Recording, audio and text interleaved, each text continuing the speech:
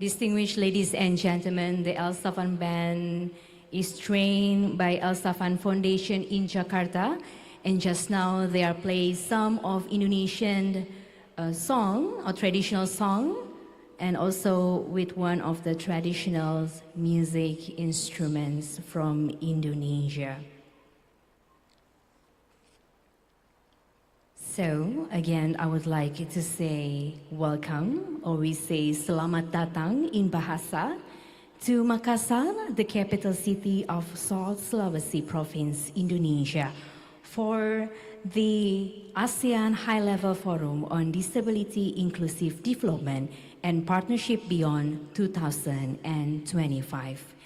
Distinguished ladies and gentlemen, the forum's deliberation will identify the challenges in the region in strengthening a disability-inclusive development, and also evaluate the progress on the efforts to mainstream disability into all pillars of ASEAN community through a review of the results of the Enabling ASEAN Master Plan Medium-Term Review 2025 and project an effective cooperation and partnership for a disability-inclusive development.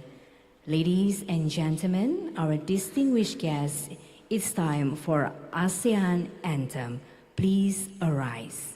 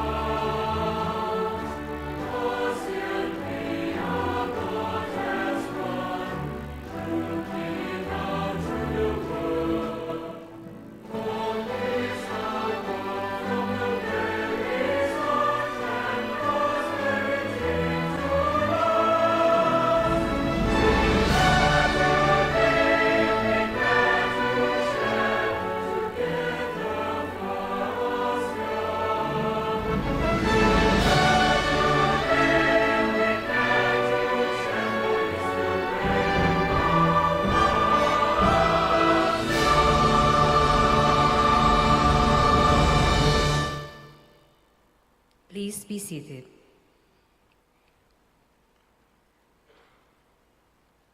Distinguished guests, ladies and gentlemen, as you can see in the right side of the stage, there are the gamelan players. And alongside with the gamelan players, you're about to see a dance performance to welcome all of you, our distinguished guests in Makassar, Indonesia. The dance that you are about to see is the Bhakti Marga dance, a performance from Bali, one of the provinces in Indonesia. The dance shows a celebration of disability, inclusive development and partnerships. And all of the performance that you're about to see are persons with various disabilities, physical, also speech and hearing impairment. Ladies and gentlemen, please welcome the Bhakti Marga dance.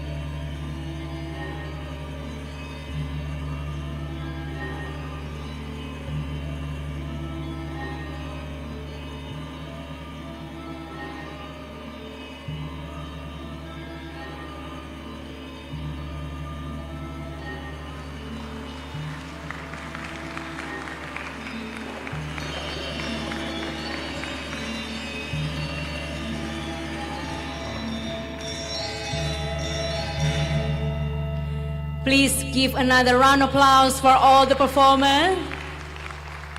What a beautiful performance. They come along from Bali. They are from Pratnya Swari Dance Studio. Thank you very much. Thank you very much. Excellency, distinguished ladies and gentlemen, next we are going to hear the opening remarks. For that, we are going to hear from the chair of AMSWAT, His Excellency Dato Sri Hajah Nancy Sukri. Assalamualaikum warahmatullahi ta'ala wabarakatuh. Greetings, Excellencies, distinguished delegates, ladies and gentlemen. First and foremost, I wish to congratulate the Ministry of Social Affairs of the Republic of Indonesia for convening this ASEAN High-Level Forum on Disability Inclusive Development and Partnership Beyond 2025 with the support of the ASEAN Secretariat and U.S. Mission to ASEAN. This meeting is of utmost importance as we come together to discuss and chart the path towards a more inclusive and accessible ASEAN community by focusing on the ASEAN Enabling Master Plan 2025. It will serve as a platform for all ASEAN member states to exchange views and learn from each other, in particular to issues related to persons with disabilities.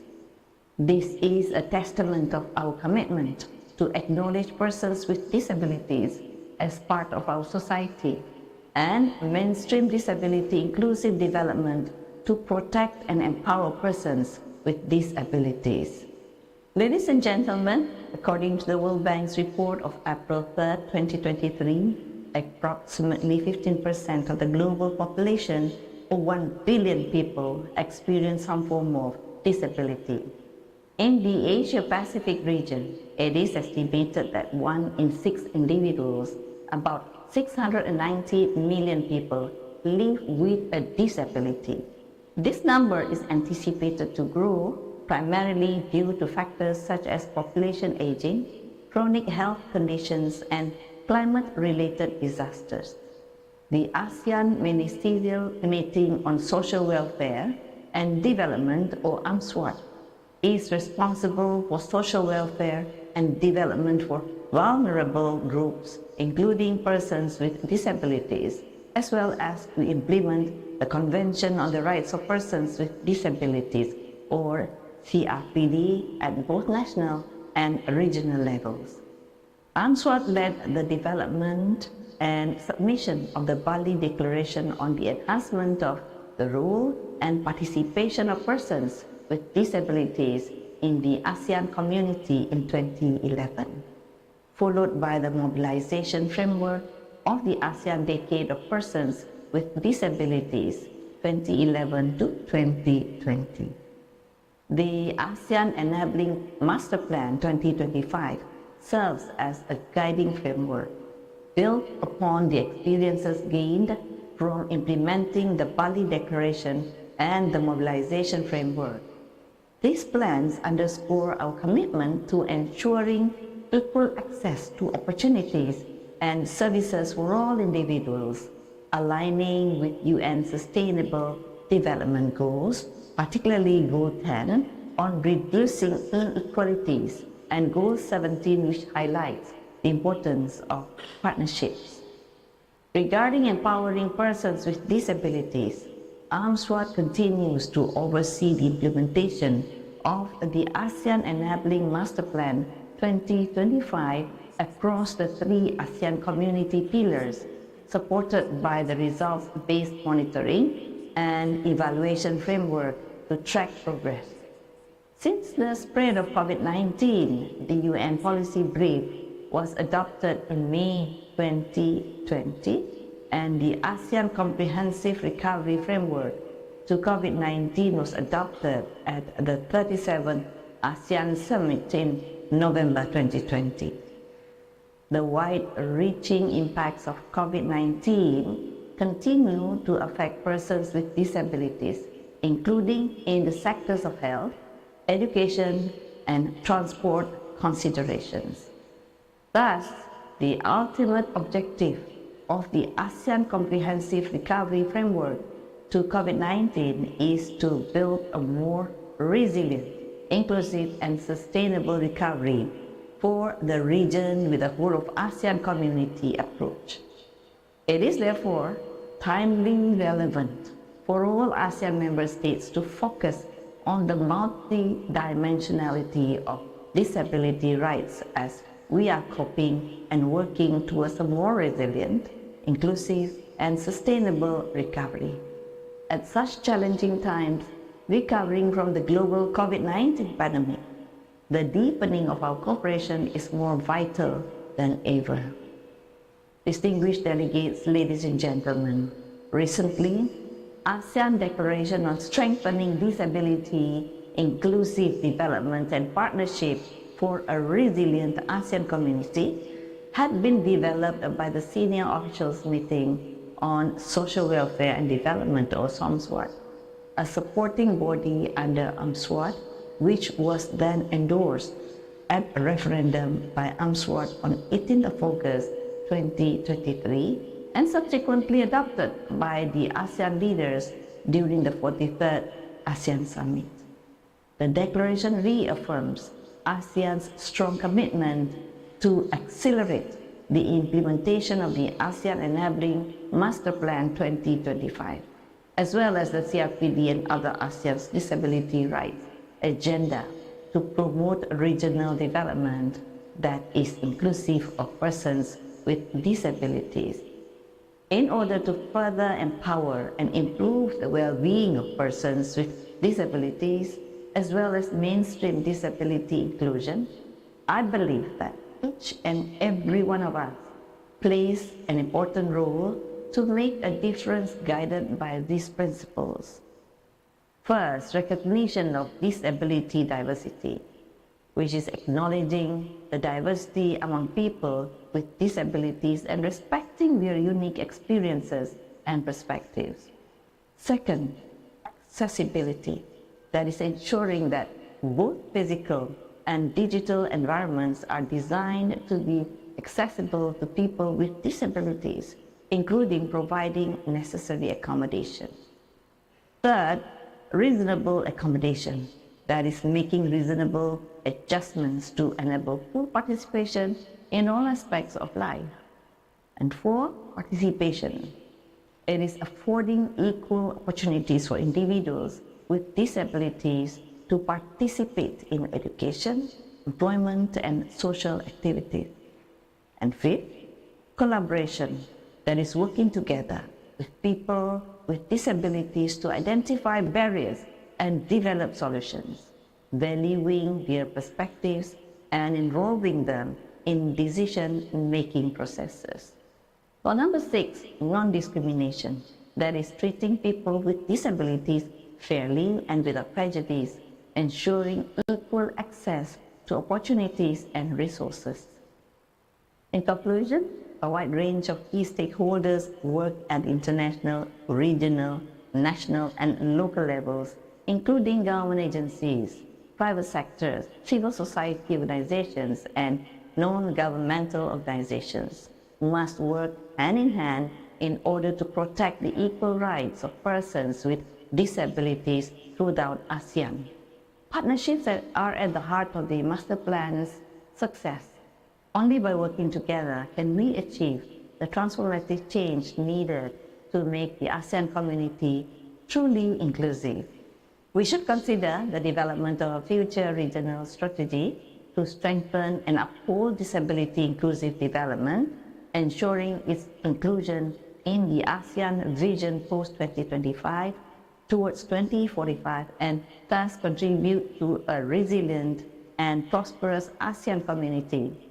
It is our collective responsibility to ensure that the principles and actions outlined in the master plan are not just words on paper, but are translated into meaningful change in the lives of persons with disabilities. Our collective efforts will determine our success. Let us leave this forum with a renewed commitment to build a more inclusive ASEAN.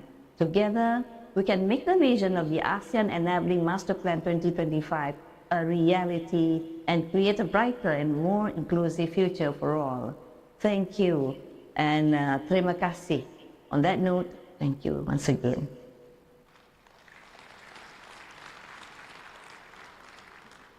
Excellencies, distinguished guests, ladies and gentlemen, next is the opening remarks from the Secretary General of ASEAN that will be delivered by Deputy Secretary General of ASEAN for Social Cultural Community, His Excellency Ekapap Pantafong. Your Excellency Dato Sri Haja Nancy Sukri, Minister of Women, Family and Community Development of Malaysia, and the Chair of the ASEAN Ministry of the Meeting on the Social Welfare and Development, Your Excellency Sri Risma Harini, Ministers of Social Welfare of Indonesia, Excellencies, ASEAN Ministers responsible for Social Welfare and Development, Ms. Sarah Mingara, U.S. Special Advisor on International Disability Rights, representatives from the ASEAN Senior Officials Meeting on the Social Welfare and Development, ASEAN sectoral bodies, ASEAN entities, international organizations, civil society organizations, and organizations of persons with disabilities, and other ASEAN dialogue and development partners. Excellencies, distinguished guests from ASEAN and the US, ladies and gentlemen, a very good morning. It is my great pleasure to join you all at this ASEAN High-Level Forum on the Disability, the Inclusive Development and Partnerships Beyond 2025. Today's event demonstrates our strong commitment to advance disability rights towards achieving the lasting, inclusive, and sustainable development in ASEAN. Let me take this opportunity to express my sincere appreciation to Excellency Sri Risma Harini for your leadership in organizing this important forum. Indeed, this forum resonates with the theme of Indonesia's term as the chair of ASEAN, which is the ASEAN Matters, epicentrum of growth. I would also like to acknowledge and commend the hard work and tireless efforts of the Ministries of Social Welfare and the close collaboration with the Ministry of Affairs that made this forum possible. Excellencies, ladies and gentlemen, mindful of these proportionate impacts of the COVID-19 pandemic on the persons with disabilities, among others, ASEAN remains vigilant in ensuring that the rights of the vulnerable and marginalized are promoted and protected. In the past years, ASEAN has made remarkable progress on the social inclusion, with the enabling policies and measures on disability inclusion implemented in social, political, and economic spheres, both at the regional and national level. ASEAN continues to prioritize the promotion and realization of the rights of persons with disabilities. The ASEAN Community Vision 2025 and its three blueprints aligned with the global frameworks and the commitments on the disability inclusion rights. Significantly, the 10 ASEAN member states have ratified the UN Convention of the Rights of Persons with Disabilities. The ASEAN Enabling the Master Plan 2025, mainstreaming the rights of persons with disabilities adopted in 2018 by the ASEAN leaders, is a living testament to ASEAN's collective efforts to empower all the persons with disabilities across the three ASEAN community pillars. The Declaration on the Disability, the Inclusive Development and Partnership for a Resilient ASEAN, adopted by the ASEAN leaders at the 43rd ASEAN Summit, reaffirms the ASEAN commitment to continuing and strengthening the disability rights to respond to emerging threats and the challenges in the region. Currently, the midterm review of the ASEAN Enabling the Master Plan 2025 is being coordinated by the SOMSWOT. This exercise provides an opportunity to reflect on the implementation of the master plan and identify the gaps and the pathways to improve its implementation. Its key findings and recommendations will hopefully inform the development of the ASEAN Community Vision 2045. Excellencies, ladies and gentlemen, in forging ahead, let us continue to remove the barriers denying the access to persons with disabilities. It is important that we draw our attention to pivotal measures that would guarantee and safeguard the rights, dignity, and well-being of persons with disabilities, so that no one would be left behind.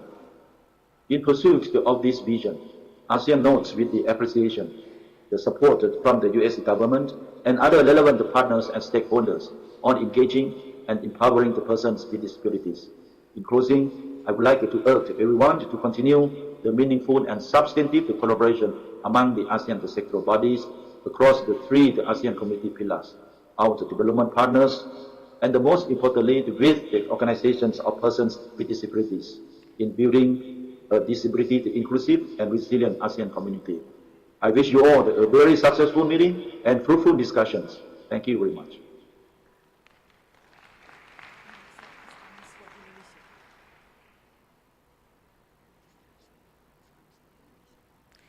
Excellency, ladies and gentlemen, next is the opening remarks from the Minister of Social Welfare of Republic of Indonesia, the AMSWAT Indonesia, Her Excellency Tri Risma Harini.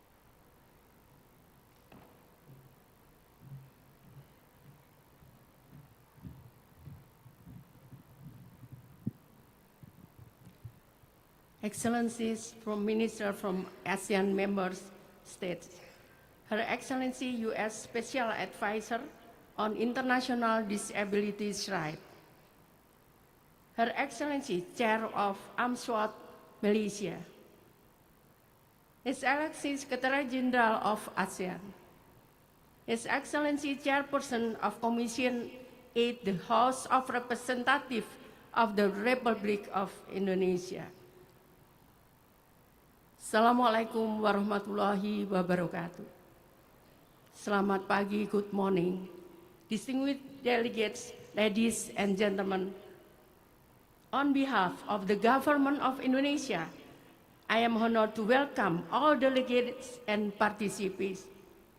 We have gathered here today to attend the forum that will take place from 10th to 12th October 2023 in Makassar, Indonesia. This event signifies a strong partnership between the government of Indonesia and ASEAN in hosting the ASEAN High-Level Forum on Enabling Disabilities and Partnership Beyond 2025. Over the past decade, we have witnessed significant progress in promoting the inclusion of persons with disabilities. This progress is evident through the integration of the rights of persons with disabilities in the Sustainable Development Goals and other international documents. In Indonesia, disability inclusion is integrated into the National Action Plan for Persons with Disabilities, which regulates the implementation of fulfilling the right of persons with disabilities in various sectors such as health, employment, education, civil rights, equality before the law, and social welfare rights. Despite these various achievements, we are still confronted with the several challenges in the eradicating the stigma and discrimination against persons with disabilities. Removing various barriers they face, facilitating their participation in various fields, and adopting a life cycle approach to fulfilling the right of persons with disabilities. According to the World Health Organization, or WHO, International Classification of Function and Health from 2001, the spectrum of the disabilities is widening, encompassing various dimensions that can disrupt bodily function and structures, limit daily activities, and hinder participation in society. Therefore, the expansion of collaborative programs in action is crucial. Furthermore, individuals with disabilities are often vulnerable groups, are frequently part of the poorest population in the most impoverished regions. Additionally, they are highly susceptible to adverse effects during social upheaval and can become victims of the exploitation and violence in conflict, natural disaster, and social crisis. Hence, upholding the fundamental right of the individual with disability is of utmost importance. This includes their right to lead a dignified life, the right to be protected from the threat such as neglect, confinement, institutional, and isolation. Moreover, they have the right to be shielded from the exploitation, torture, cruel treatment, and inhuman practices. All of this should be our primary focus in our effort to create an inclusive and just society for all individuals, including those with disabilities. And the era of achieving the Sustainable Development Goal, which call on all of to take action, this is indeed a special concern. Distinguished delegates, ladies and gentlemen, Indonesia Law Number 8 of 2016 on persons with disability represent a genuine commitment by the government to ensure the respect, protection, and fulfillment of the right of approximately 22.97 million citizens with disabilities across all sectors of development. This law is underscored the importance of meaningful participation from all relevant stakeholders, non-discrimination, and accessibility as mandated by the Convention on the Right of Persons with Disability.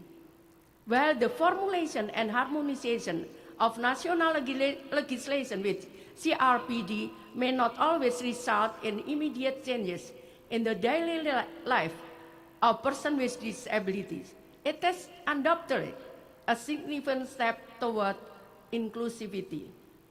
The implementation of the law can be observed through the development of various programs and activities that support persons with disability.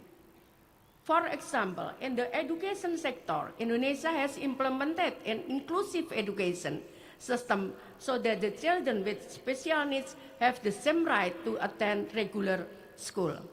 The number and inclusive school in Indonesia has significantly increased, growing from 2,610 in 2015 to 28,778 in 2020.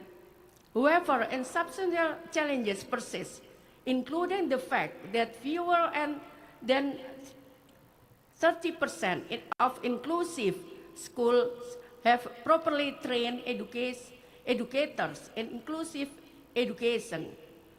Beyond the quality of educators, other challenges encompass facilities and access to assistive tools, the richness of inclusive school to provide instruction of independence or entrepreneurship, the role of families and the support of various stakeholders, educational institutions, government entities, and businesses. In the field of employment, Indonesia has established disability service unit that provide various training programs and job network to productive age persons with disabilities.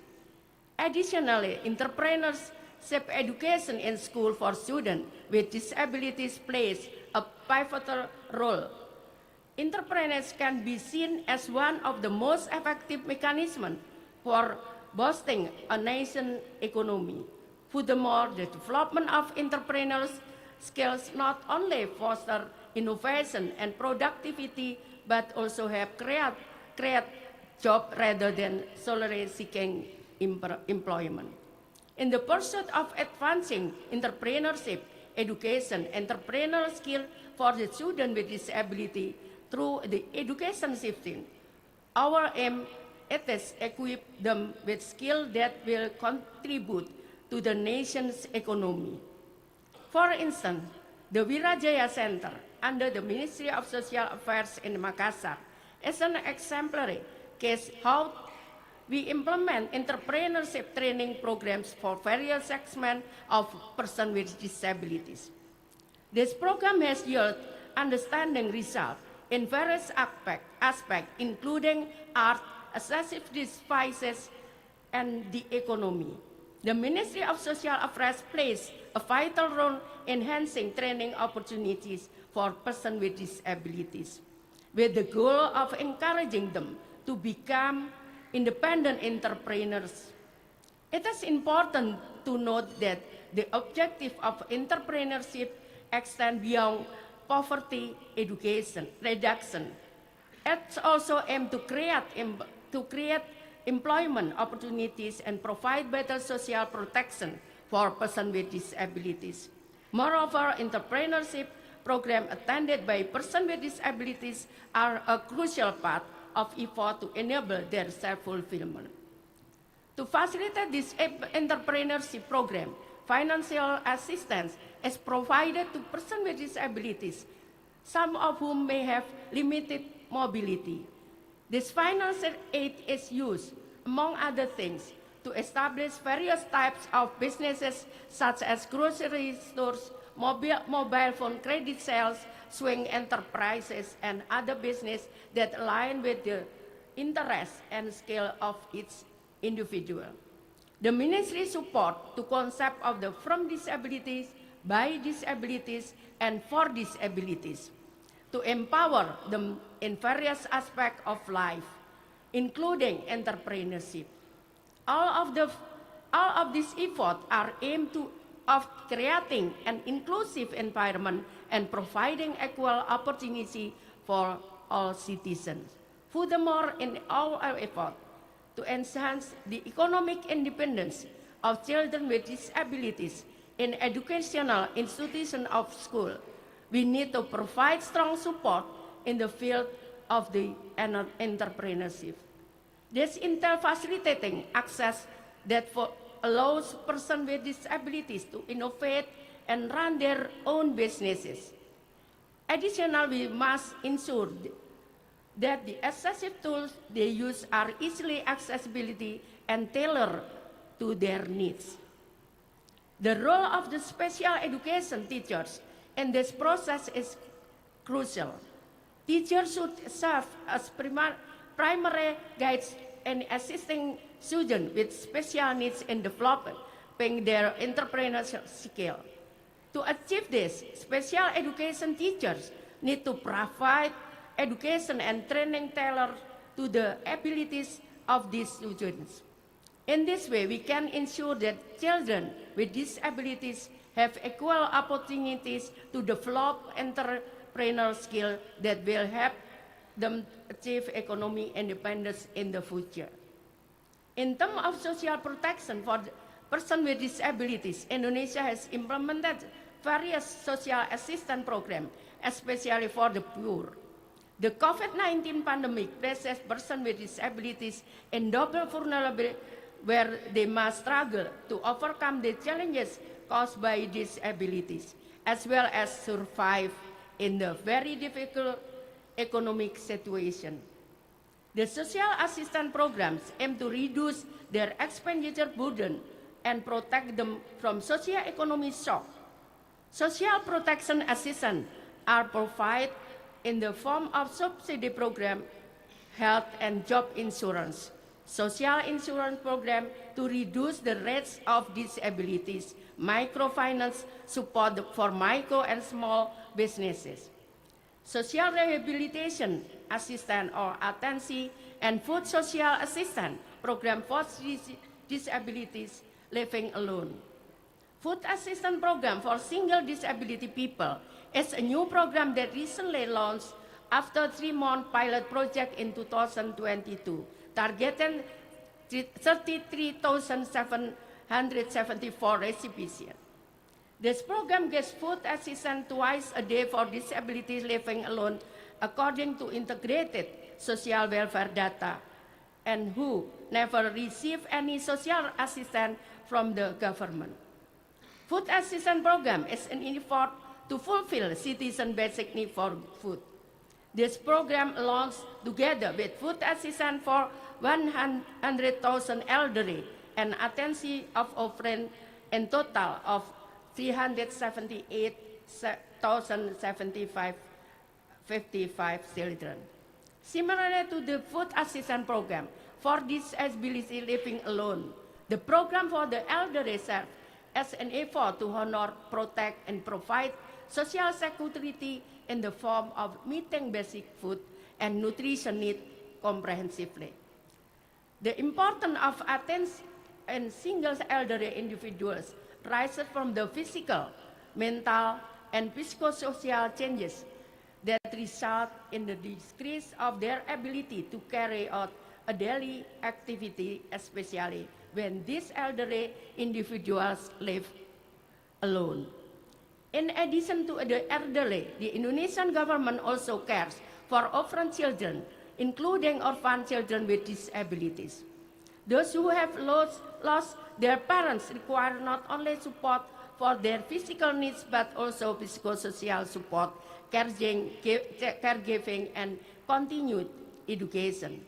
The cash assistance program for orphans is expected to alleviate their burden and ensure that every orphan child has the right of the decent life and education, aiming to provide sustainable solutions that focusing on leaving no one behind.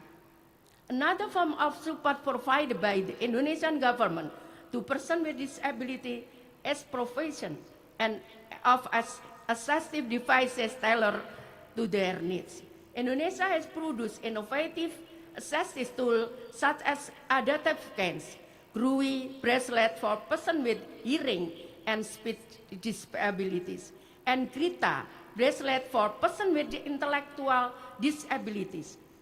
These assistive devices enhance the accessibility of persons with disabilities, enabling them to function optimally of their daily life. I truly believe that persons with disabilities also have potential and competencies that we should encourage. Therefore, Indonesia is also implementing social empowerment program for persons with disabilities. They are given the opportunity to develop their abilities, encouraged to become entrepreneurs, accompanied on their development, and given access to various support systems. To be specific, this empowerment program called PENA or National Economic Hero through 2023, PENA has assessed 4,355 recipients to become entrepreneurs, including persons with disabilities. PENA for Disability has changed the intervention paradigm for its way of placing persons with disabilities not as a person who must be helped, but as a potential humans who are capable of being independent. I believe that each country in ASEAN has its own strategies and approaches in requesting, protecting, and fulfilling the rights of persons with disabilities. Therefore, to this event, let us learn and share the best practices from each member states, learn from it, and adjust it to be applied according to the condition in our own country. As we all know, these programs are not charity, but rather investment in human resource development without exception. Persons with disability must receive the same attention as non-disabled.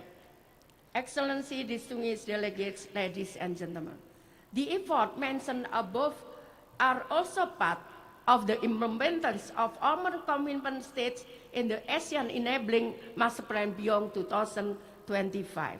Through this event, let us once again affirm our global commitment to a better life for all persons with disabilities.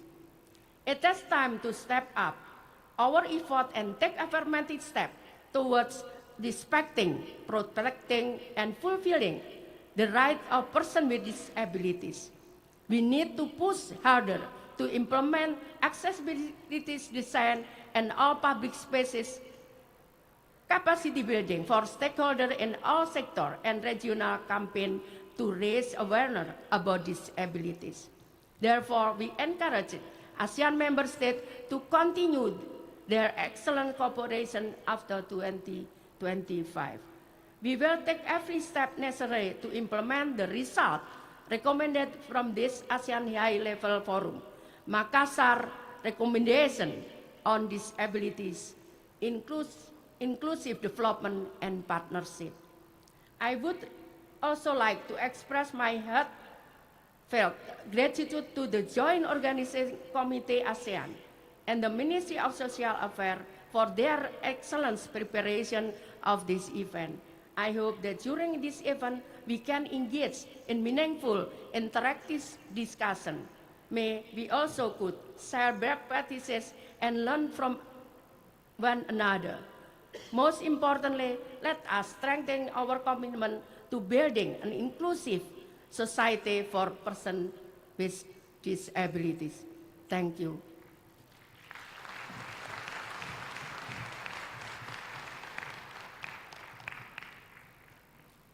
Ibu, mohon izin kami minta tetap berada di depan panggung karena kami akan melakukan foto sesi bersama. Saya bisa ambil, mungkin boleh minta, saya akan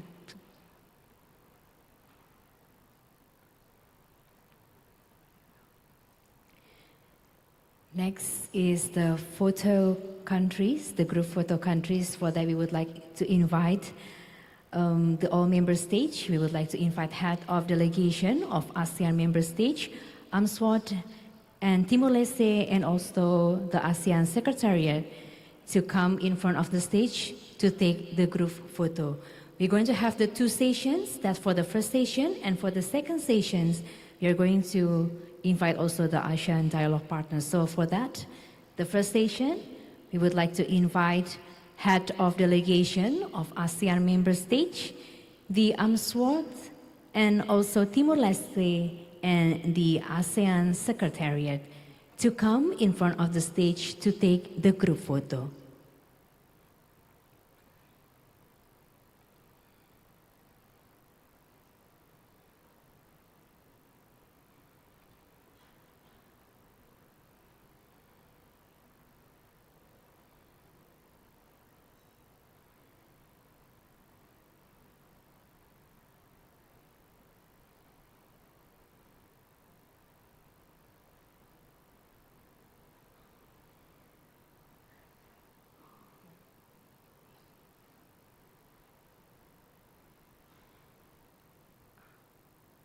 We are going to take two photo sessions. The first is the formal session, and the second will be the ASEAN way. Okay? Just wait for a couple minutes for the formal photo session. Let me just count 1, 2, 3. And after this will be the ASEAN way. The ASEAN way, we are going to put our hands to the other and hold each other hand to present how the ASEAN will be always cooperating each other for the welfare of all the ASEAN members.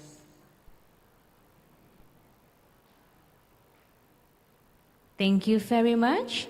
And next we would like to also invite to join the group photos the ASEAN dialogue partners, the head delegation from USA, UK, and Australia to join the group photo in front of the stage.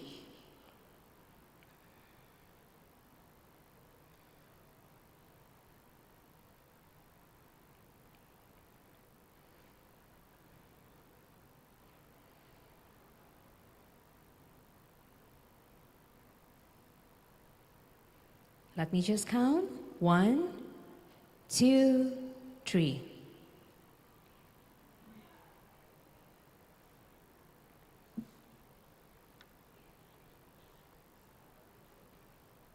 Thank you very much, Excellencies, ladies and gentlemen, all the delegates. Thank you very much. Please remain seated. Thank you very much for your cooperation for this group photo.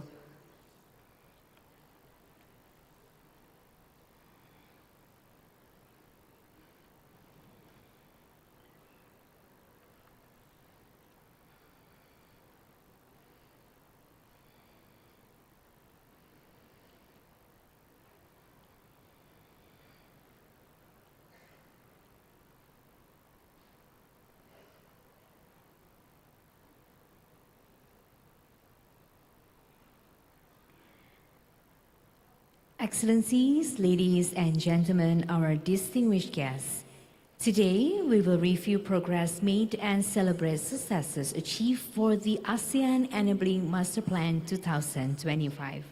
However, we have to acknowledge that it remains an unfinished business. Therefore, we will also deliberate on the persistent and emerging issues and also opportunities for us to advance the rights and well-being of the persons with disabilities in our region. We will share lessons learned and forward-looking policies, strategies, and practices of disability inclusive development and partnership beyond 2025. For that, we will hear a report from the ASEAN Secretariat on progress on the implementation of the ASEAN Enabling Master Plan 2025, mainstreaming the rights of persons with disability. For that, we would like to hear from Deputy Secretary General of ASEAN for Socio-Cultural Community, His Excellency Ekapap Pantangfong. Excellencies, ladies and gentlemen, I would like to share the information on the progress of implementation of the ASEAN Enabling the Master Plan 2025, mainstreaming the rights of persons with disabilities since its adoption in 2018. The Master Plan advances disabilities rights as the human rights. Its implementation is guided by the principle of substantively and meaningfully engaging the persons with disabilities, nothing about them without them. As such, regional efforts and collaboration among the ASEAN sectoral bodies have ensured the participation of persons with disabilities and their organizations. Since 2018, 4 annual progress reports on the implementation of the ASEAN Enabling the Master Plan 2025 were developed through the support of the ASEAN Secretariat. The reports captured the contributions made by relevant ASEAN sectoral bodies to implement 76 key action points across the 3 ASEAN community pillars. In the ASEAN Political Security Community, the ASEAN Intergovernmental Commission on Human Rights, or AHLF, led initiatives to promote the rights of persons with disabilities through the regional dialogue and consultations, especially during the pandemic. Early this year, the AHLF convened the regional consultation on achieving disability inclusive recovery. This initiative builds on the conversations arising from the consultation workshop on achieving a disability inclusive post-COVID-19 world organized in 2021. The AHLF also advocated for awareness on the rights of persons with disabilities in specific areas, such as on the right to health, the right to education, the right to work, as well as other rights related to well-being and the livelihood of the persons with disabilities that need to be further addressed. In the ASEAN Economic Community, the ASEAN Economic Committee on the Micro, Small and Medium Enterprises, or ACCMSME, implemented the Go Digital ASEAN 2020 to 2021, which has trained more than 2,000 business owners and individuals who are the persons with disabilities to equip them with digital skills to tap the economic opportunities and address the impact of the COVID-19 crisis. The ACCMSME, together with the US ASEAN Business Council, with support from the US government, launched the ASEAN SME Economy 2.0 in April 2022. This online platform provides for a better and accessible learning experience, given its mobile-friendly features and the wider variety of courses. The ASEAN Inclusive Business Summit is convened as a platform for the ASEAN member states and multi-stakeholders to discuss collaboration on advancing and enabling the inclusive business in the region. The 6th ASEAN Inclusive Business Summit was organized this year by Indonesia in the cooperation with the ASEAN Secretariat, the United Nations ASCAP, and the Organization for Economic Cooperation and Development. In the ASEAN Social-Cultural Community, the senior officials meeting on the social welfare and development, or SOMSWAT, under the leadership of Thailand, convened the workshop on the ASEAN Plus 3 Regional Conference on the universal design for public infrastructure and the facilities for persons with disabilities project in 2022. The conference provided a venue for the ASEAN member states and the ASEAN Plus 3 countries to exchange views and knowledge on the promoting disability inclusive infrastructures and facilities in the region. The network of experts on the inclusive entrepreneurship in ASEAN, led by the SOMSWAT, serves as a mechanism that focuses on gender and social inclusion in business practices, especially in persons with disabilities. Guided by the strong leadership of the ASEAN Ministerial Meeting on Social Welfare and Development with the support from the senior officials meeting on the social welfare and development, ASEAN has adopted the results-based monitoring and evaluation framework of the ASEAN Enabling the Master Plan 2025 into 2021.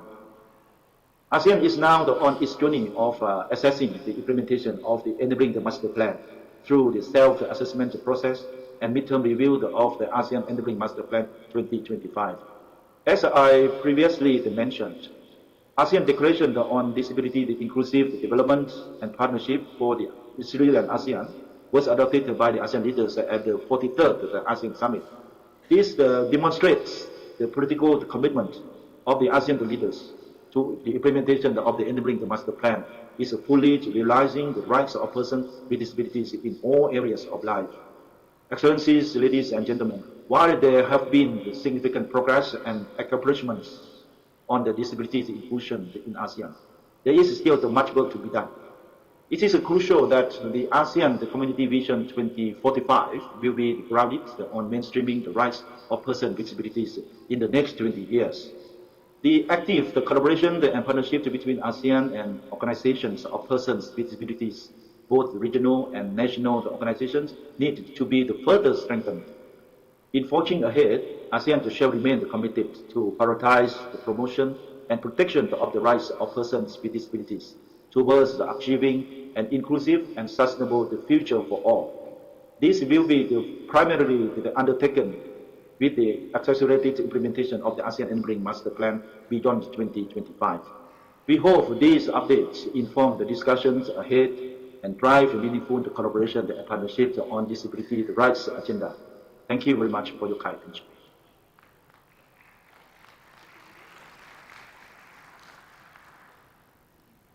Excellencies, ladies and gentlemen, next we are going to hear the presentations of the Midterm Review ASEAN Enabling Master Plan 2025, Mainstreaming the Rights of Persons with Disability.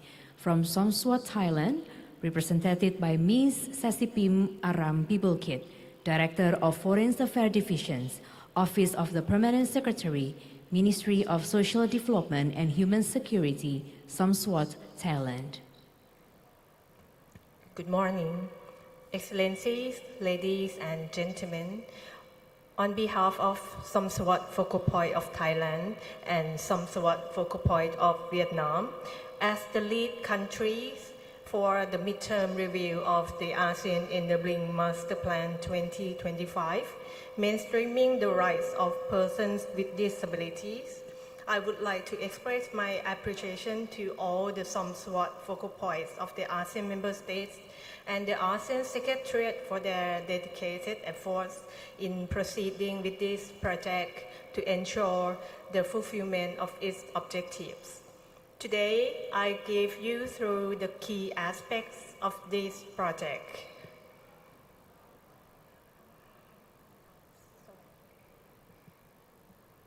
May I have the slides, please? Thank you. To set the stage, next slide, please.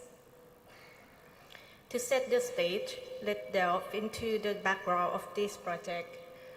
As mentioned by His Excellency Mr. Ekapha Pantawong, the Deputy Secretary General of ASEAN for ASCC just now that the ASEAN Enabling Master Plan 2025, mainstreaming the rights of persons with disabilities, was adopted by ASEAN leaders at the 33rd ASEAN Summit in 2018. This visionary document is founded on two significant documents. The first one is the Bali Declaration on the enhancement of the role and participation of persons with disabilities in the ASEAN community. The second one is the mobilization framework of the ASEAN Decade of Persons with Disabilities 2011 to 2020. Additionally, it aligns with three essential commitments of ASEAN. The first one is the UN Convention on the Rights of Persons with Disabilities, or CRPD. The second one, the ASEAN's Community Vision 2025. And the last one is the 2030 Agenda on Sustainability Development. The ASEAN Enabling Master Plan 2025, these initiatives aims to advance the systematic mainstreaming of disability inclusive perspectives within ASEAN's work. It achieves this by institutionalizing a programmatic approach that aligns key action points under the three ASEAN community blueprints and falls under the leadership of ASEAN sectoral bodies. The primary goal is to achieve equality and improve the quality of life of persons with disabilities, their family members, personal assistants, and caregivers where applicable. Next slide. The initiative identifies 76 key action points to be implemented across the three ASEAN community pillars. The first pillar is ASEAN Political Security Community. There are 24 key action points under this pillar. The second pillar is ASEAN Economic Community. There are 25 key action points. And for the ASEAN Socio-Cultural Community, or ASCC, there are 27 key action points. Next slide, please. To what extent have we implemented the ASEAN Enabling Master Plan? Next slide, please. The master plan will be implemented successfully if ASEAN's sectoral bodies and organs are actively engaged and by engaging various stakeholders. As you can see on the screen, the slide shows that we have the result-based monitoring and evaluation framework of the ASEAN Enabling Master Plan 2025, which obtained endorsement by SOMSWOT and AMSWOT in 2021. As such, the monitoring and evaluation of the Enabling Master Plan is carried out in 4 operational steps. The first step is a stock-taking exercise, which is the one of activity plan for 2021. It links sectoral activities with key action points in the Enabling Master Plan. Step 2 is an annual self-assessment by relevant institutions of ASEAN member states. Step 3 is an annual peer review of the self-assessments in an appropriate regional group.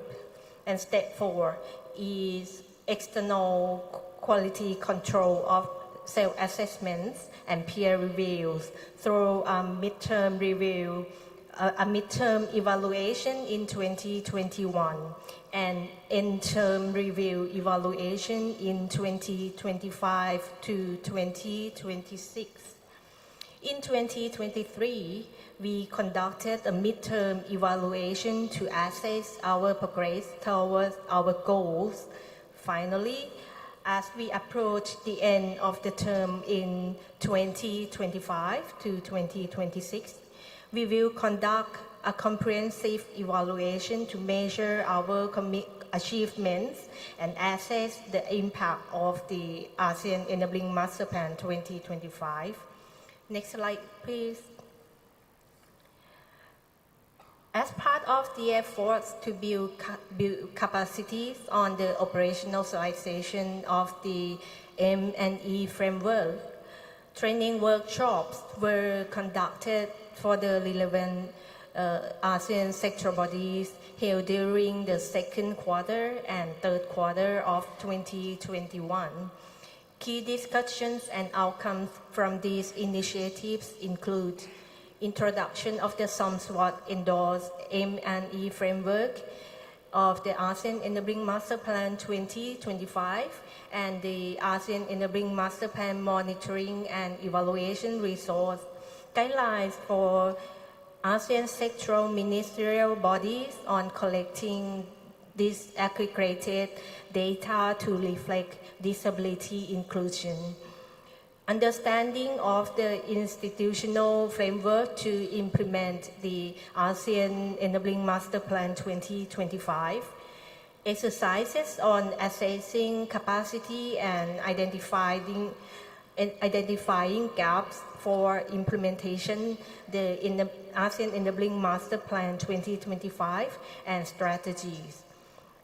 And socialization of the reporting system on the ASEAN Enabling Master Plan implementation progress.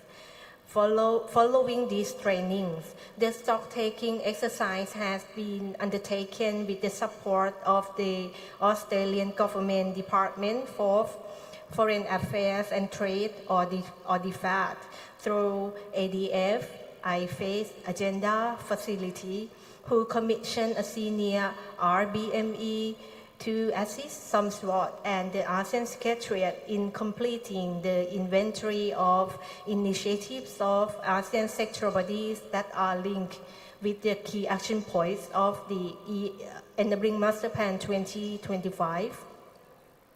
Next slide, please. Let's dive right in the progress and key milestones of the midterm.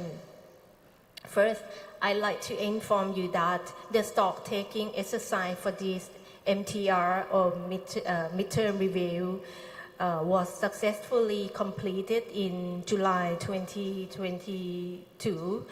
It provided us with valuable insights into our current status. Self-assessments have been ongoing, led by the relevant ASEAN sectoral bodies. These assessments cover all three ASEAN community pillars and the ASEAN member states. The guidance of the SOMSWOT ensures that these assessments are thorough and meaningful. We anticipate their completion by the end of 2023.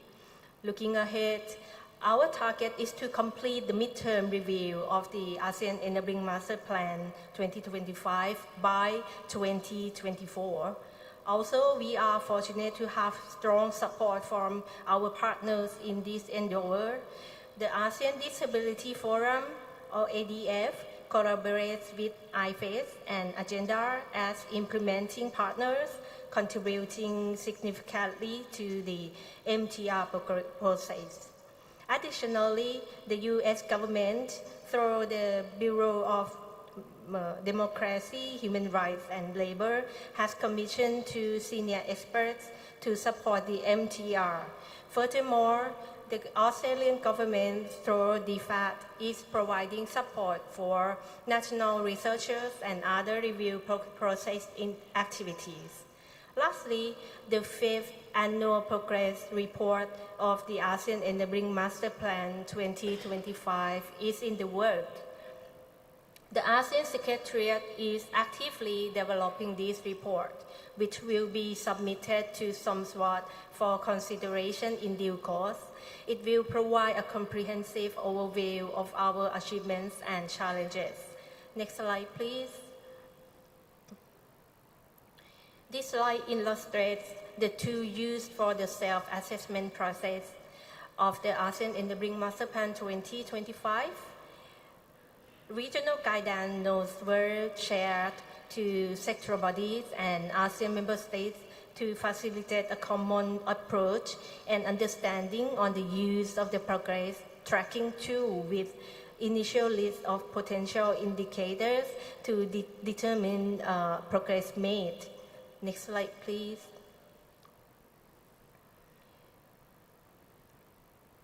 I would like to highlight that the conduct of the midterm review of the ASEAN Enabling Master Plan 2025 this year is an opportune time to reflect on the implementation of the master plan to identify gaps and pathways to improve our implementation, particularly against the backdrop of recovering and building stronger resilience from COVID-19 and other emerging challenges, and towards building a better future for ASEAN through the ASEAN Community Vision 2045. SOMSWOT and the ASEAN Secretariat look forward to future coordination with relevant ASEAN sectoral bodies and the 10 ASEAN member states in the completion of the M&E and implementation of the ASEAN Enabling Master Plan 2025. Our collective efforts are dedicated to advancing disability inclusion within ASEAN through self-assessment, collaboration, active participation of relevant bodies, and empowering disability organizations. We are building a more inclusive ASEAN. Thus, thank you for your attention and commitment to our shared vision. Together, we can create a more inclusive ASEAN for all. Thank you.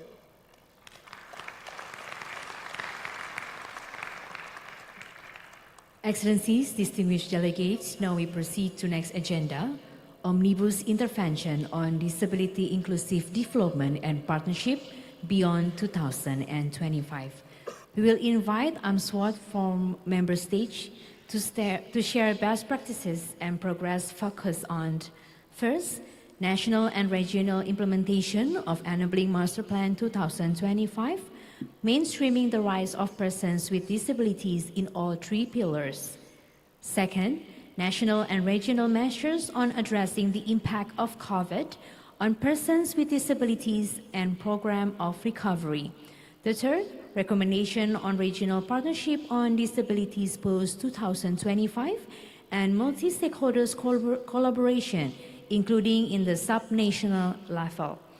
And the fourth, recommendation on regional initiative on empowerment of persons with disabilities, particularly for persons with psychosocial disabilities, women and children with disabilities, and those with multiple disabilities, inclusive social protection and poverty reduction policies, and also instruments.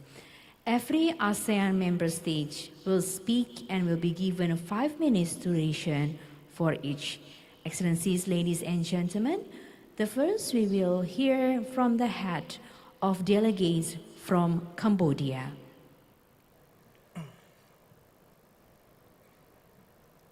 I extend my most profound respects to Her Excellencies Triris Hamarinis, Minister of Social Affairs of Republic of Indonesia, Excellencies, Ministers, and Head of Delegation, ladies and gentlemen.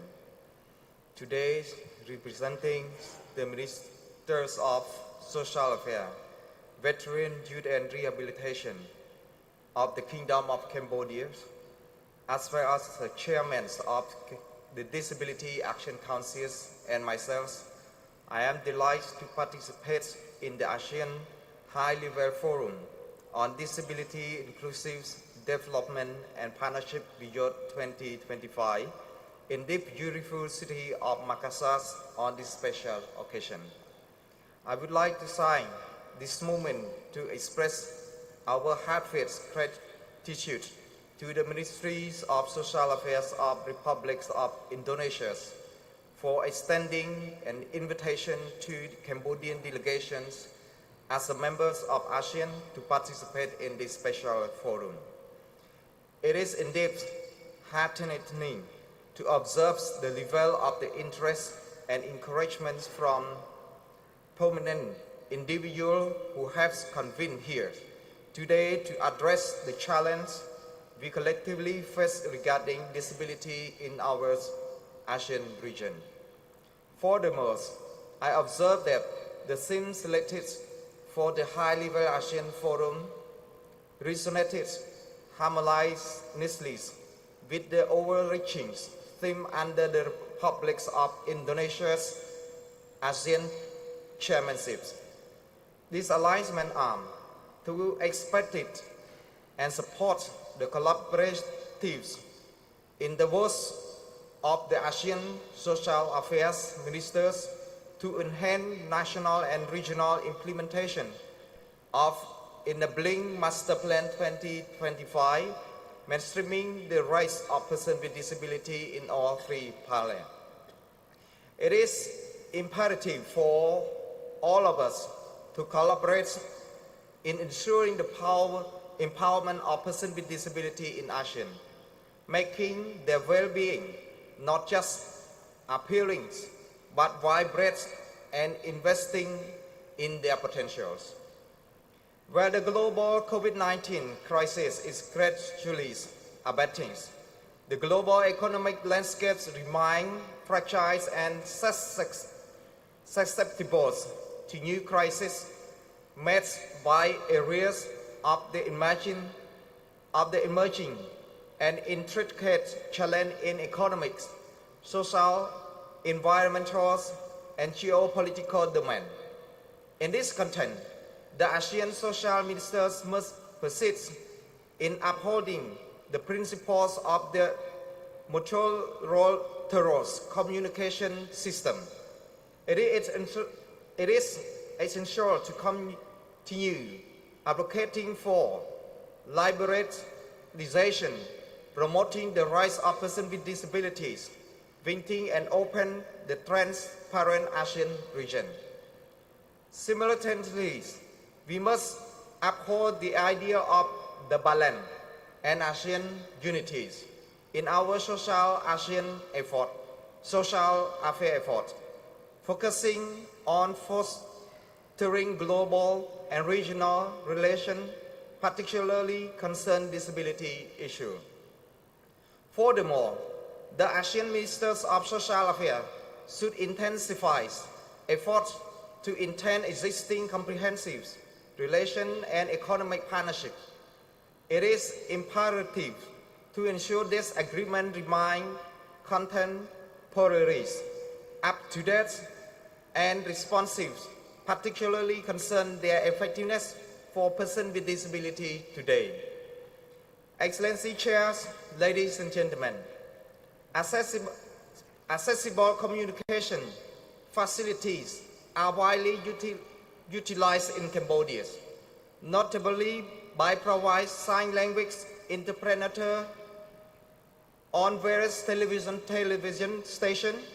Accompany this comprehensive learning material tailored for persons with disabilities, spanning from children to adults, have been developed to ensure accessible education for all.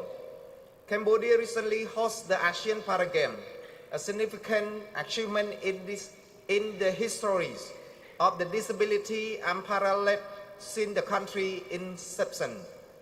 In March 2023, Cambodia hosted the 5th ASEAN Asia Pacific Conference CB5 on environmental community development, showcasing Cambodia's unwavering commitment to promote mutual cooperation and localism. Moreover, Cambodia upholds a specific recruitment quota system to ensure inclusive activities. In the public sectors, a fixed 2% quota is designed for employment government officers with disability. And in the private sectors, a 1% quota is implemented. In addition, persons with disability in Cambodia receive policy subsidy, provide essential support for economically disadvantaged persons with disability across various community level. In additionally, the Royal Government of Cambodia have been implementing social assistance program for the vulnerable, particularly persons with disabilities. Overall, Cambodia has distributed for more than 1.2 billion US dollars, benefiting nearly 1.5 million families under the social assistance program, totals for vulnerable individuals in these countries. Before concluding, I would like to emphasize the critical need to strengthening our coordination policies, formulation and initiative to ensure equitable recovery for persons with disability in our ASEAN region. We must harmonize our efforts and policies with regional and global initiatives, fostering consistencies and unity rather than division. I am confident that these valuable insights shared by all the delegation leaders during this forum will make a significant milestone in our commitment to enhancing the lives of persons with disability in ASEAN. I extend my heartfelt gratitude for your attention and participation. Thank you very much. Excellency, ladies and gentlemen, next we are going to hear from the head of delegation from Lao PDR.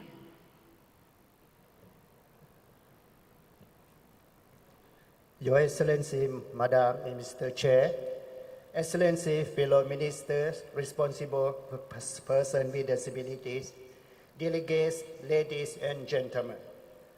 On behalf of the Lao delegation, I delighted and attend and deliver a speech in the ASEAN High-Level Forum on Disability Inclusive Development and Partnership Beyond 2025.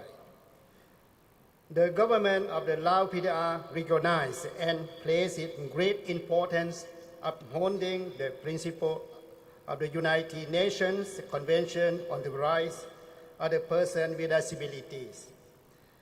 The Ministerial Declaration on the Asian and Pacific Decade of the Person with Disability, the Incheon strategy to make the right real for persons with disability in Asia and Pacific, and the Bali Declaration on the enhancement of the role and participation of the person with disability in ASEAN community. This instrument formed the cornerstone of the commitment to ensuring the rights and well-being of the person with disability.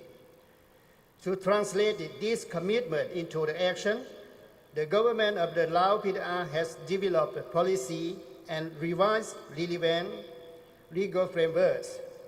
For instance, the law on persons with disability, inclusive education strategies, the strategy for healthcare and therapeutic rehabilitation for disabled people, integrate disability concern into the various government sectors and incorporated them into the National Social Economic Development Plan. Building upon these legal frameworks and strategy, a coordinating mechanism and institution for persons with disability has been enhanced and developed from national to local and community level to observe and lead in implementing the person with disability work to ensure the access to health assurance, social security, rehabilitation, inclusive education, vocational training, employment opportunity, and other basic social protection in line with our national economic development conditions.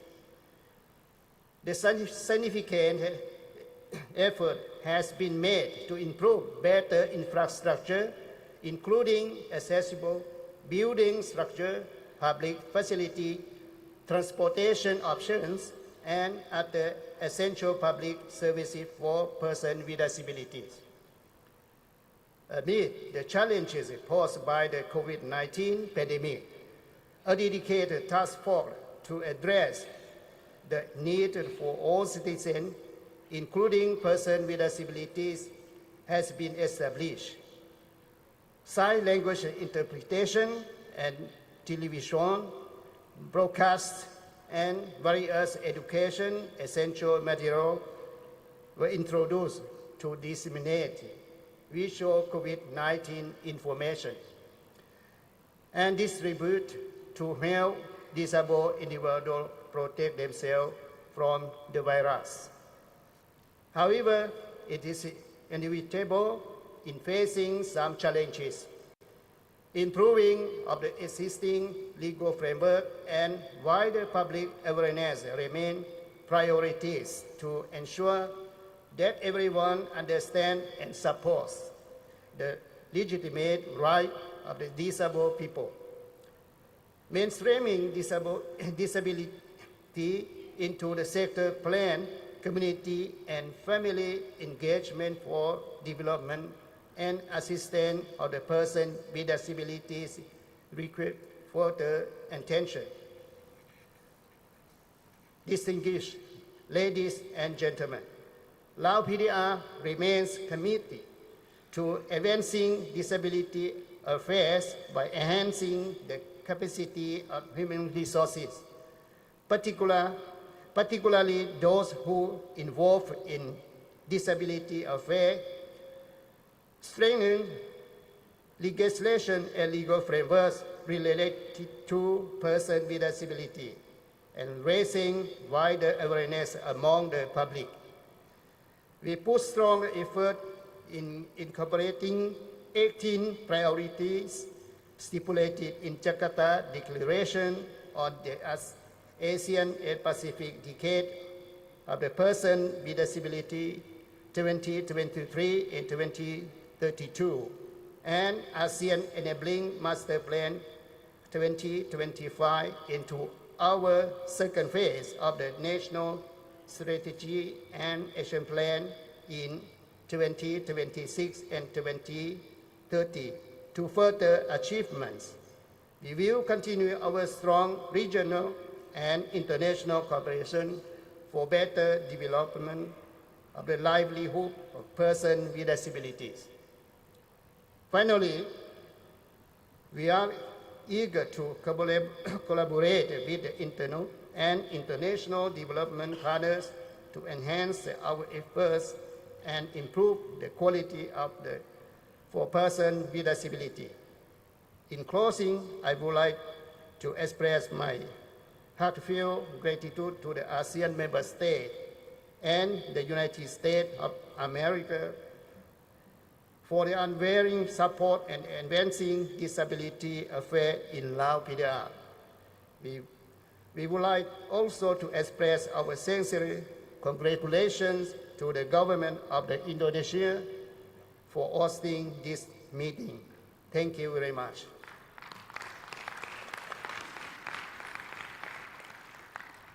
Excellencies, distinguished delegates, next to share is the head of delegation from Brunei Darussalam.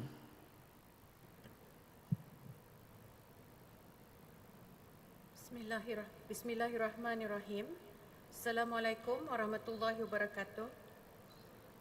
Her Excellency Tri Risma Harini, Minister of Social Affairs Indonesia, Chair of the ASEAN High-Level Forum on Disability Inclusive Development and Partnership Beyond 2025, Datuk Sri Hajah Nancy binti Haji Shukri, Minister of Women, Family and Community Development, AMSWAT Malaysia, distinguished delegates, ladies and gentlemen, at the outset, please allow me to extend the sincerest apologies from our Minister, the Honourable Datuk Sri Setia Haji Nazmi Muhammad, Minister of Culture, Youth and Sports, as AMSWAT Brunei, who is unable to join today. We would also like to extend our gratitude to the Government of the Republic of Indonesia and the City of Makassar for the excellent arrangements and warm hospitality extended to my delegation and I. Our warmest congratulations on the convening of this very important forum, which we believe will provide greater impetus towards the implementation of the ASEAN Enabling Master Plan. Brunei Darussalam is strongly committed to enable, empower, and deepen the social inclusion of persons with disabilities. Ensuring a sustainable and high quality of life for all is one of the goals in Wawasan Brunei 2035 or Brunei Vision 2035. As such, we are pleased to have this opportunity to share just a few of our most recent achievements that have taken place in the past 2 years that have strengthened inclusivity and the protection ecosystem for persons with disabilities in Brunei Darussalam. First is the Persons with Disabilities Act, a new law which came into force in October 2021. It introduces a national definition which expands upon what is currently under the CRPD. It provides for a national register for persons with disabilities, and subsequently through this, we will begin to issue national disability registration cards that can be used for many purposes, such as verification and access to certain services. The new law also contains specific provisions for severe punishment of abuse and neglect of persons with disabilities beyond the current Criminal Penal Code and reinforces our commitment to improve their quality of life. Second are amendments to the Old Age Pension and Disability Allowances Act, also effective October 2021. Amongst others, it introduced double benefits for our senior citizen persons with disabilities and enabled them to receive both their old age pension and disability allowance every month. It also introduced a new monthly care providers allowance, so persons with disabilities who receive disability allowance can also receive an additional monthly allowance for a care provider where needed. This is to ensure the well-being of persons with disabilities, especially those who need additional support. The amendment has also eliminated an important criteria, the condition of being unable to work in accessing the eligibility of receiving disability allowances, thus empowering persons with disabilities with the rights to be employed. Distinguished Chair, Excellencies, in 2020, Brunei Darussalam reviewed the 5-year plan of action on persons with disabilities under the National Council on Social Issues with the aim to further strengthen the robust social protection system already in existence in Brunei Darussalam. The review identified additional strategies such as prioritizing data collection and research, public advocacy and awareness raising, as well as employment plans for persons with disabilities.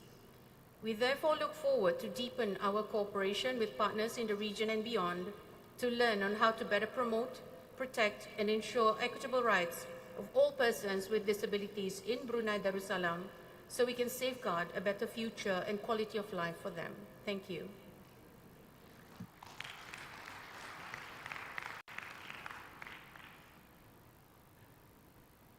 Excellency, ladies and gentlemen, next we are going to hear from the head of delegation from the Philippines.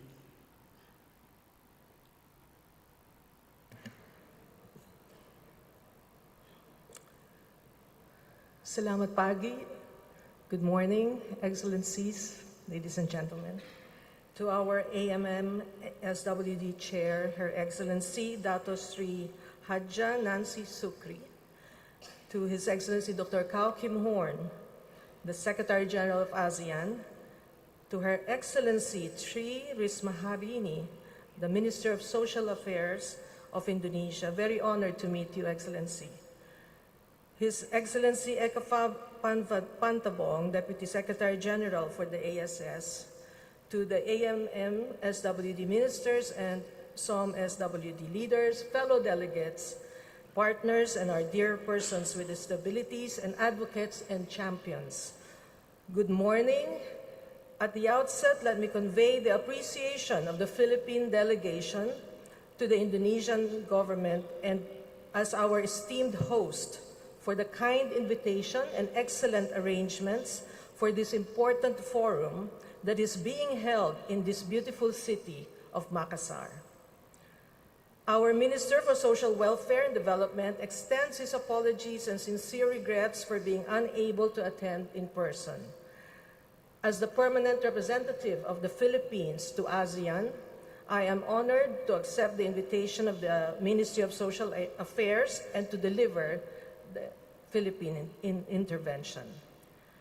So thank you for this opportunity to speak on an issue of paramount importance, which is disability inclusive development and partnership within the ASEAN community beyond 2025.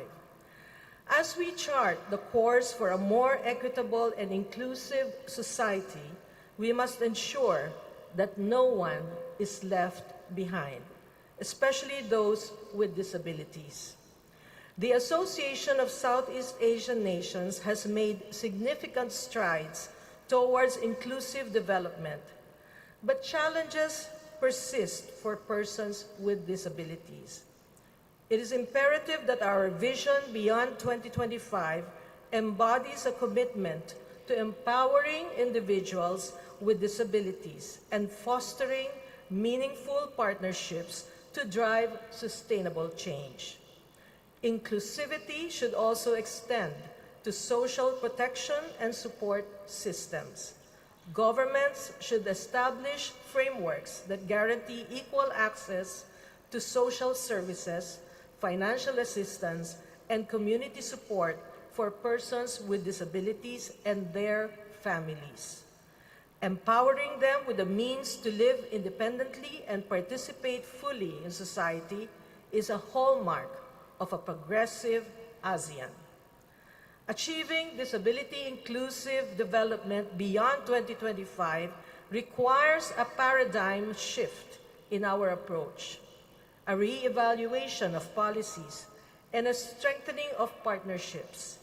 Let us commit to building a more inclusive ASEAN that celebrates diversity, embraces equality, and ensures the active participation and empowerment of all individuals, including those with disabilities.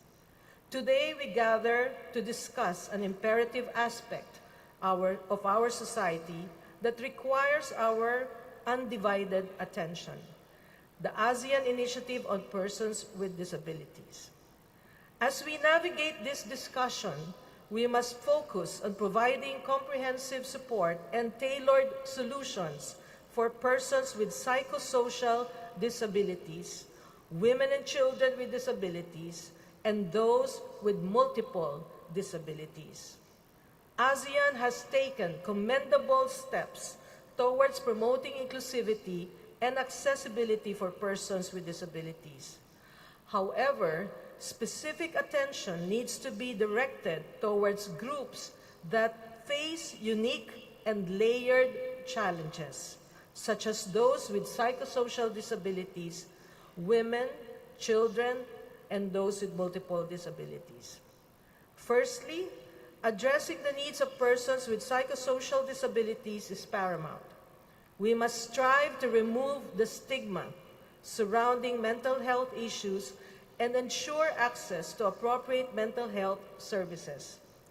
Raising awareness, educating the public, and providing training to healthcare professionals will contribute to a more compassionate and understanding society.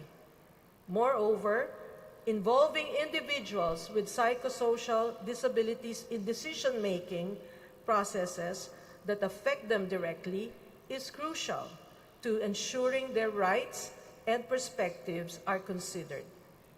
Secondly, the empowerment of women and children with disabilities is a critical aspect of inclusive development. Women and children often face compounded discrimination due to their gender and disability, resulting in limited access to education, healthcare, employment, and participation in public life. Gender-sensitive policies, targeted educational programs, and creating safe spaces for these individuals are essential steps towards addressing these intersecting challenges. Furthermore, individuals with multiple disabilities require tailored support systems. These individuals face unique challenges in mobility, communication, and daily living activities. Our efforts must prioritize research and innovation to develop assistive technologies that cater to their specific needs. Additionally, collaboration between healthcare professionals, disability organizations, and policymakers is vital to creating comprehensive care plans and support networks for individuals with multiple disabilities. In addition to these targeted approaches, it is crucial to adopt a human rights-based approach in all initiatives. This approach ensures that the rights and dignity of persons with disabilities are at the forefront of all policies and interventions. Upholding their rights to education, healthcare, employment, and full societal participation is not only a moral obligation, but a legal and ethical imperative. In conclusion, the ASEAN Initiative on Persons with Disabilities should be a beacon of hope and empowerment for all individuals, regardless of their abilities or challenges. Let us collectively work towards building an inclusive society that honors the rights and dignity of every individual, ensuring that no one is left behind. Thank you. Terima kasih. Excellencies, ladies and gentlemen, next we are going to hear from the head of delegation from Singapore.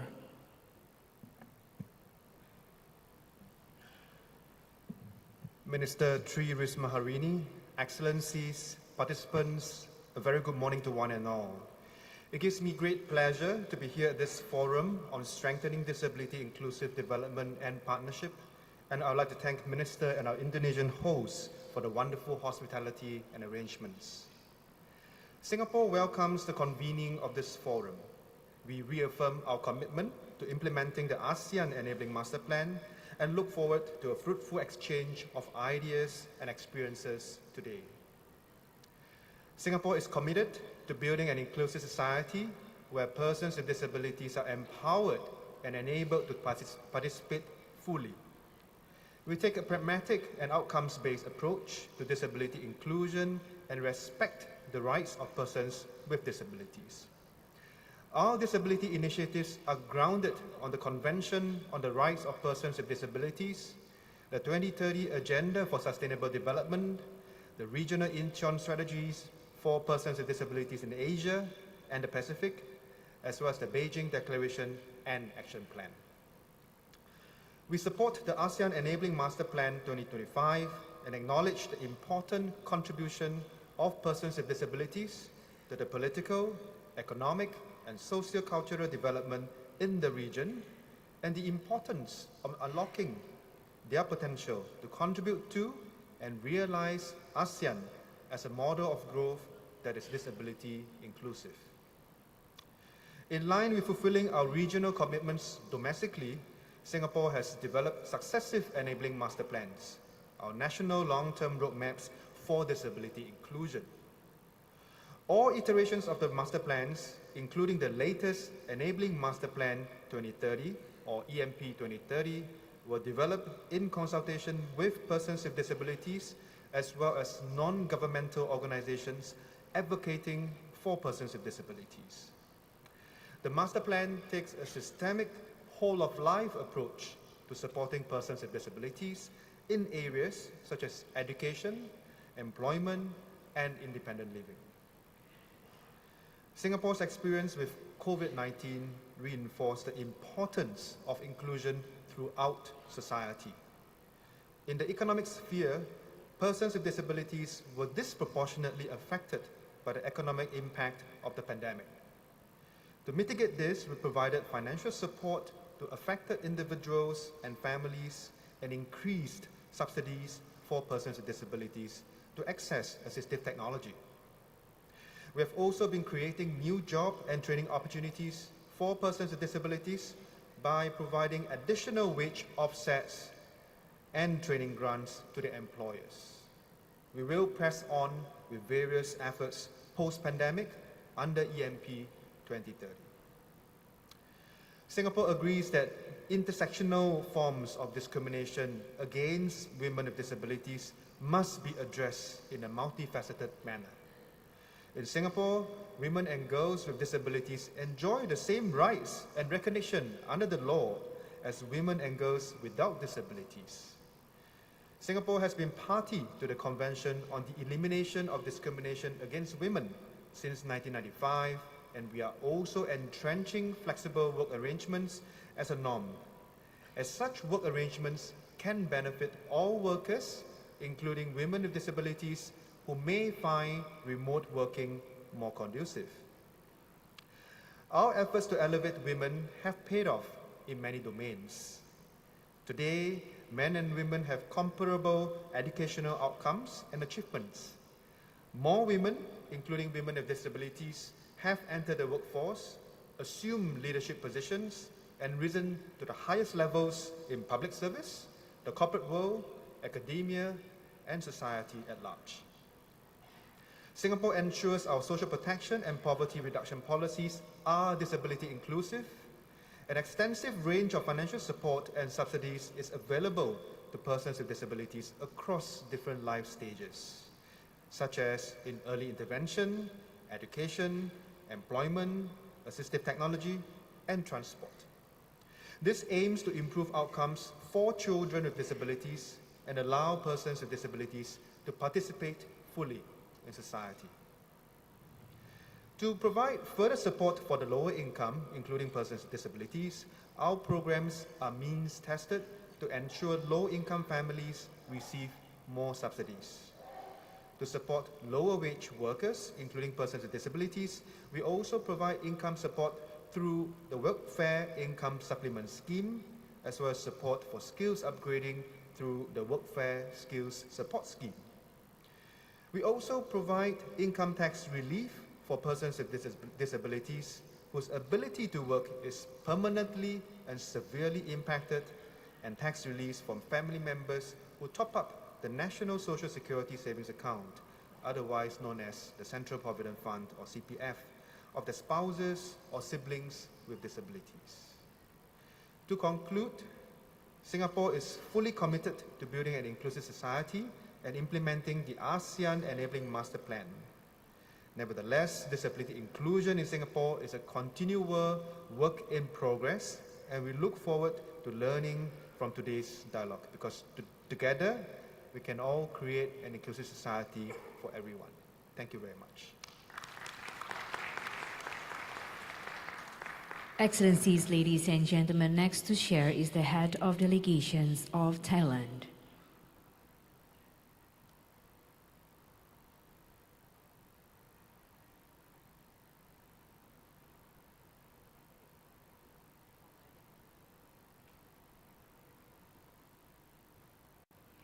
Excellencies, ladies and gentlemen, we are going to proceed to the next to share is the head of delegation from Timor-Leste.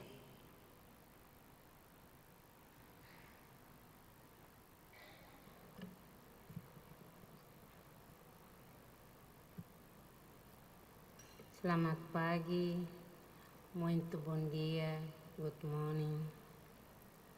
Senhora Presidente, Excelentíssimo Senhora Presidente, Sua Excelência Dato Sri Asa Nancy Sukirio, Excelentíssimo Senhor Secretário-Geral da Ásia, Dr. Kaukin Horo, representante, Excelentíssima Senhora Ministra dos Assuntos Sociais da Indonésia, Doutora Tri Risma Harin, excelentíssimos convidados, senhores e senhoras.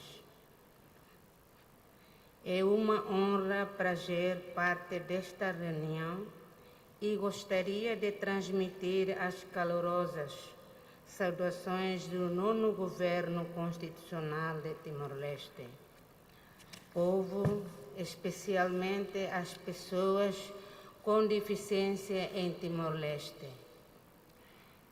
É um grande privilégio para Timor-Leste, como um dos Estados-membros da UNCRPD, participar nesta importante reunião, a fim de partilhar, aprender com outros países do membro ASEAN os compromissos de desenvolvimento inclusivo em matéria de deficiência.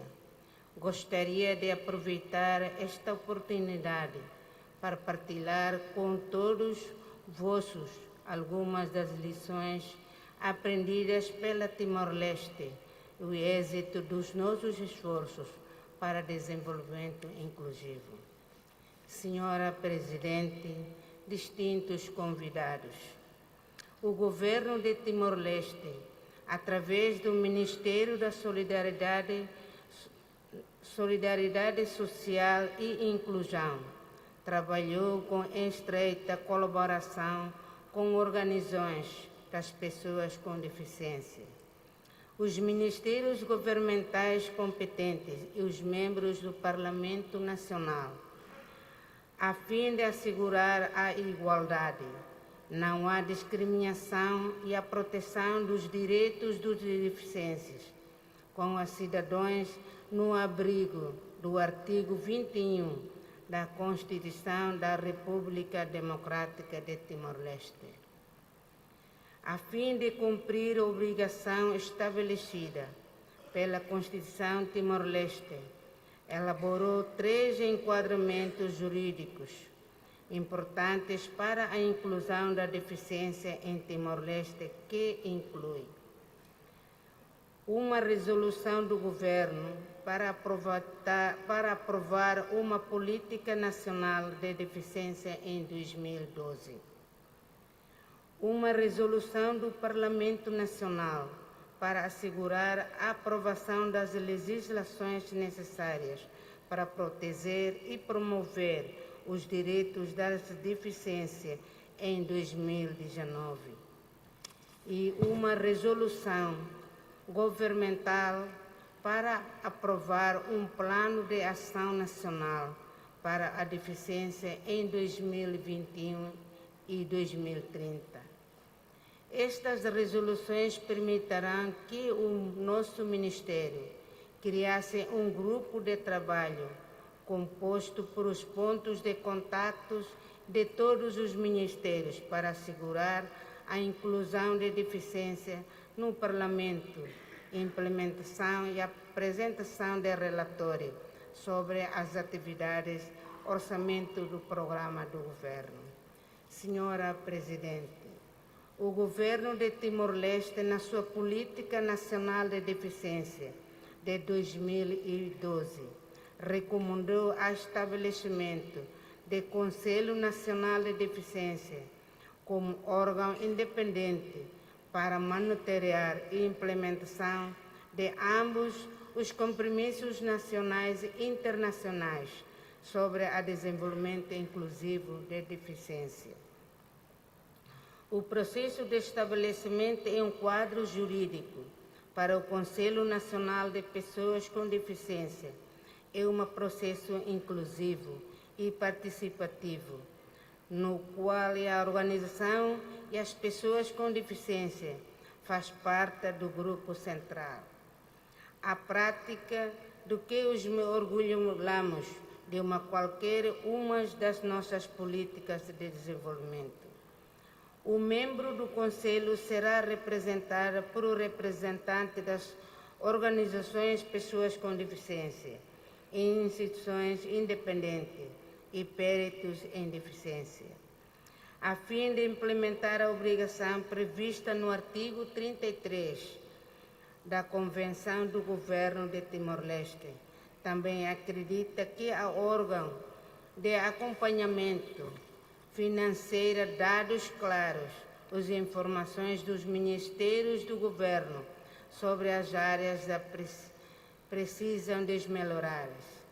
Senhoras Presidente, o governo de Timor-Leste reconhece que é uma grande tarefa a assegurar o plano acesso à educação de qualidade, à saúde e proteção social, ao emprego e às infraestruturas políticas e todos os aspectos da vida das pessoas com deficiências. De acordo com as obrigações da Convenção das Nações Unidas sobre os Direitos das Pessoas com Deficiência, portanto, através do seu Plano Ação Nacional para a Deficiência de 2021 e 2030, é um compromisso interministerial do Governo. O Governo Timor-Leste começou a reforçar a programação e orçamentação inclusiva sobre a deficiência e gênero no Plano de Ação Anual do Governo.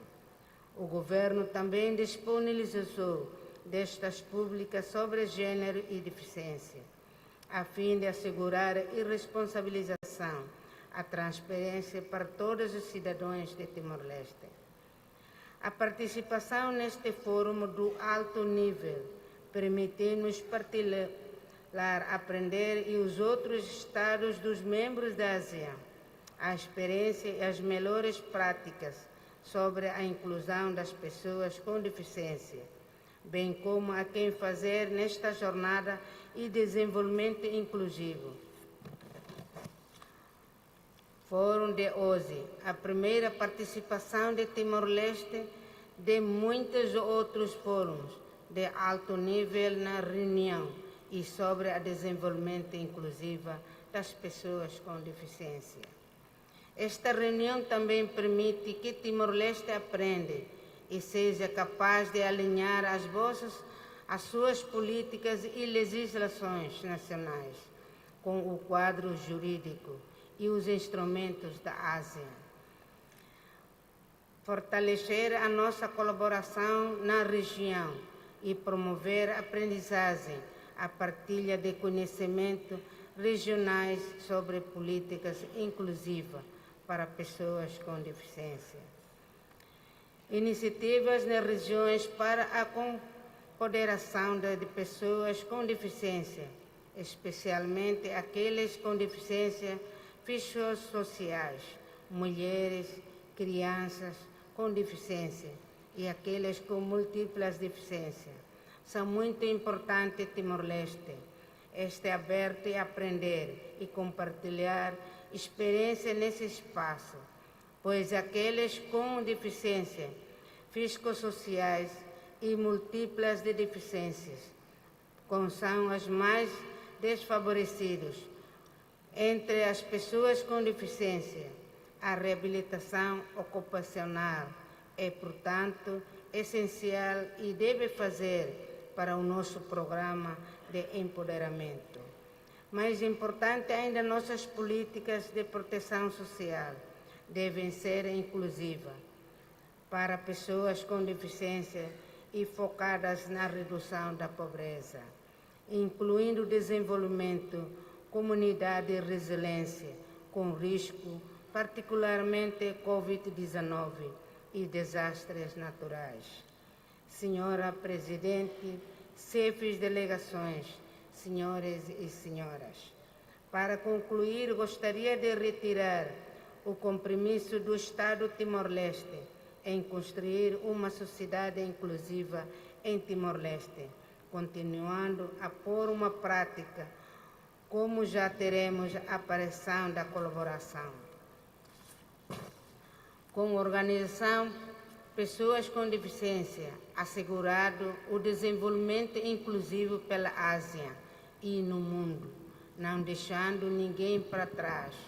Timor-Leste também está disposta a juntar as mãos com outras comunidades internacionais para promover a inclusão das pessoas com deficiência, para alcançar uma sociedade inclusiva e na região da Ásia, aprender com uns aos outros, confiar também uns aos outros e as pessoas com deficiência e as suas vozes são importantes, são nossos cidadãos valorizados. Juntos podemos construir um mundo onde a inclusão faça parte da vida, da força do trabalho com trabalhamos. Em nome do Governo Timor-Leste, gostaria de estender as minhas mais profundas agradecimentos à comissão organizadora, secretariado da ASEAN, pela excelente organização deste evento e pelo elevado nível de hospitalidade que nos foi proporcionado. Terima kasih untuk semua. Muito obrigado. Thank you very much.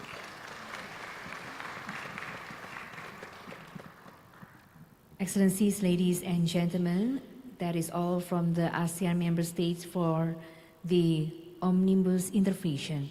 And next is the agenda for Omnibus interventions from ASEAN partners. Therefore, we will invite representatives from ASEAN partners to share best practices and progress on disability inclusive development and partnership. Every representative from ASEAN partners will speak and will be given maximum 3 minutes duration for each. The first will be U.S. Special Advisors on International Disability Rights, Sarah Minkara.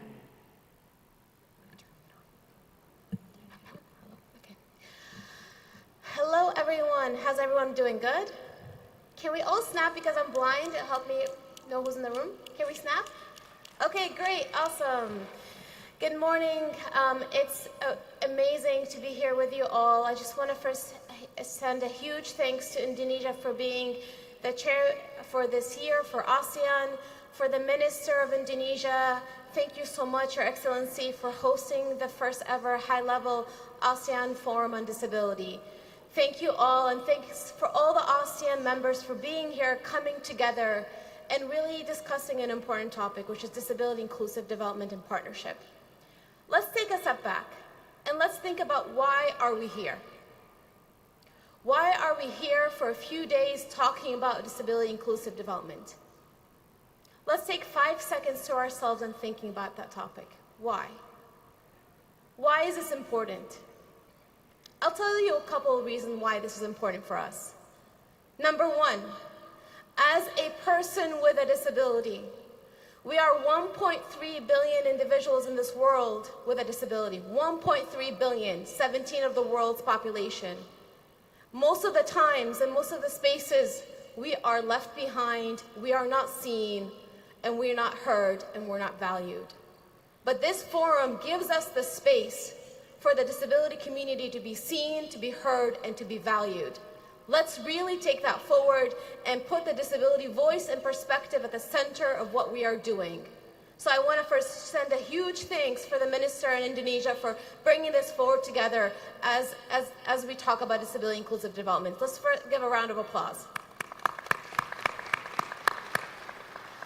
Number two,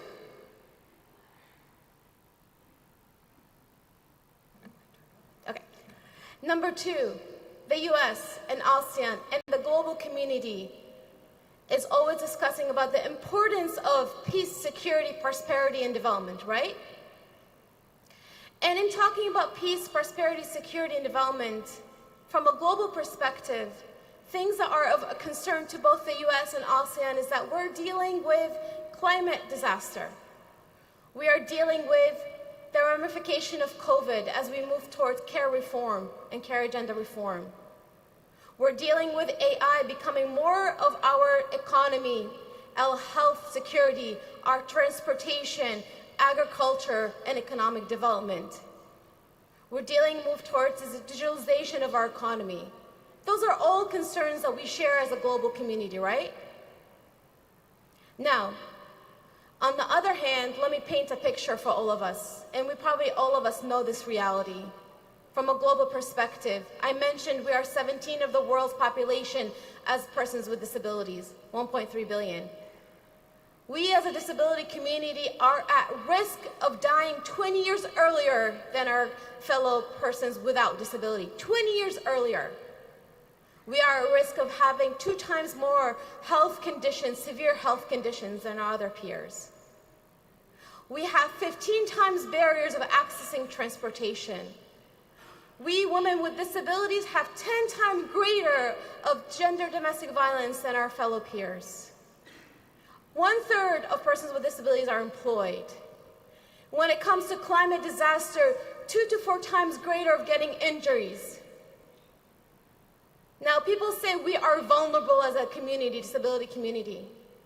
But we're not vulnerable because we have a disability. I am not vulnerable because I'm disabled. I'm not vulnerable because I'm blind. We are vulnerable because the systems are not accessible to the disability community. Let's put that clear.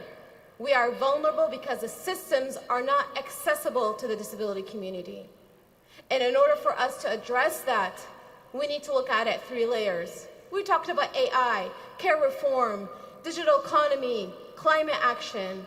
Let's make sure that we're thinking about accessibility at the center of all of these conversations.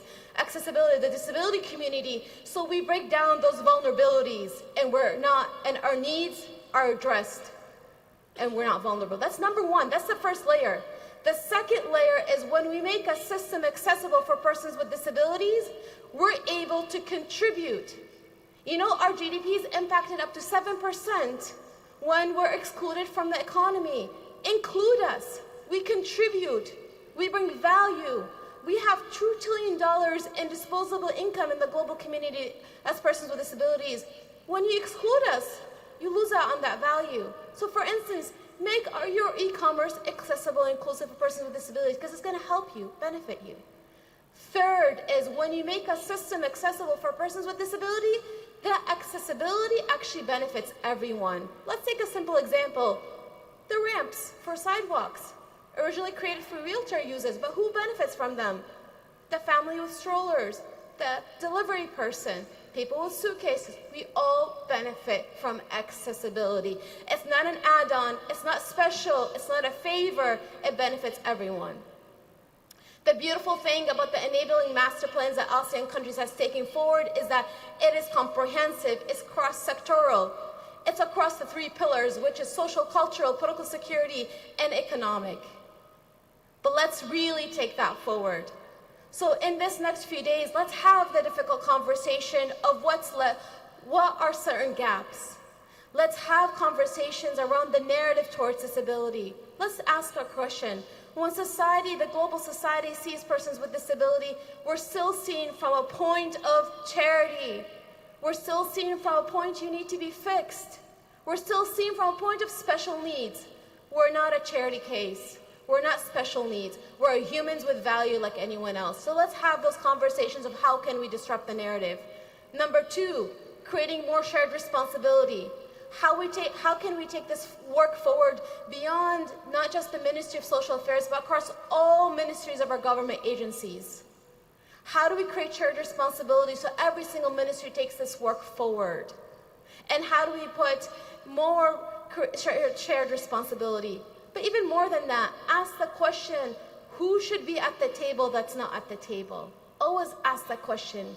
How can we create more shared responsibility? Third, building capacity.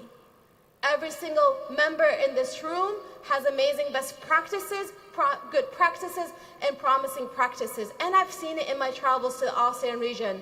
From the Maybank Foundations on disability entrepreneurship to the training persons with disabilities to be farmers in Chiang Mai, Thailand. There's amazing practices. Let's keep sharing that. And also we, the US, have 50 years of journey and experience when it comes to disability inclusion. 50 years. And we're here to support by providing technical expertise around these issues. But finally, let's keep building partnerships. Let's put the center of our work, the phrase, nothing without us, nothing without the disability community. Thank you so much, everyone. I look forward to more conversations. Excellencies, ladies and gentlemen, before we proceed, I would like to inform you that the English versions of the statement from Timor-Leste will be available for you in the afternoon. Thank you very much. Next, for the omnibus intervention from ASEAN partners, we are going to hear from Australian Mission to ASEAN, or the Deputy Ambassador of the Australian Mission to ASEAN, Caroline Sott. Her Excellency Dr. Tri Maharani, Excellencies, distinguished participants, ladies and gentlemen, good morning. It's my pleasure to join you today to discuss Australia's commitment, policies and programs to support ASEAN's disability inclusive development agenda, Particular thanks to Indonesia for your leadership on this important initiative for the region's inclusive development and growth. We commend ASEAN for its commitment to promote and protect the rights of persons with disabilities through various frameworks and activities, including the adoption of the ASEAN Enabling Master Plan 2025. Promoting disability inclusion is a key priority in Australia's new international development policy released in August this year. Fundamentally, we believe that for Australia's international development approach to be effective, people with disability must be partners on an equal basis. Currently, Australia is developing a new international disability equity and rights strategy, which is expected to be launched early next year.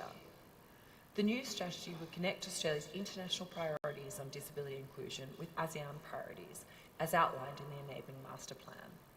And we'd welcome ASEAN's sectoral body and secretariat participation in the consultation process for this new strategy. Australia has been a long-standing partner of ASEAN's agenda to mainstream disability rights. Our Disability Rights in ASEAN program supported SOMSUD to develop and implement the early phases of the ASEAN Enabling Master Plan after its launch. And I'm pleased that Australia is now supporting ASEAN to conduct the midterm review of that master plan. In parallel, Australia has been actively promoting ASEAN dialogue on disability rights through AHLF.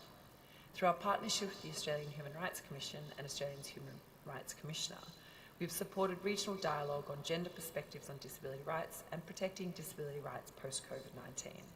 And I'm delighted to note that later this year, on the International Day of Persons with Disabilities in December, we will again partner with AHLF Thailand to conduct the 2023 AHLF Regional Consultation on Midterm Review.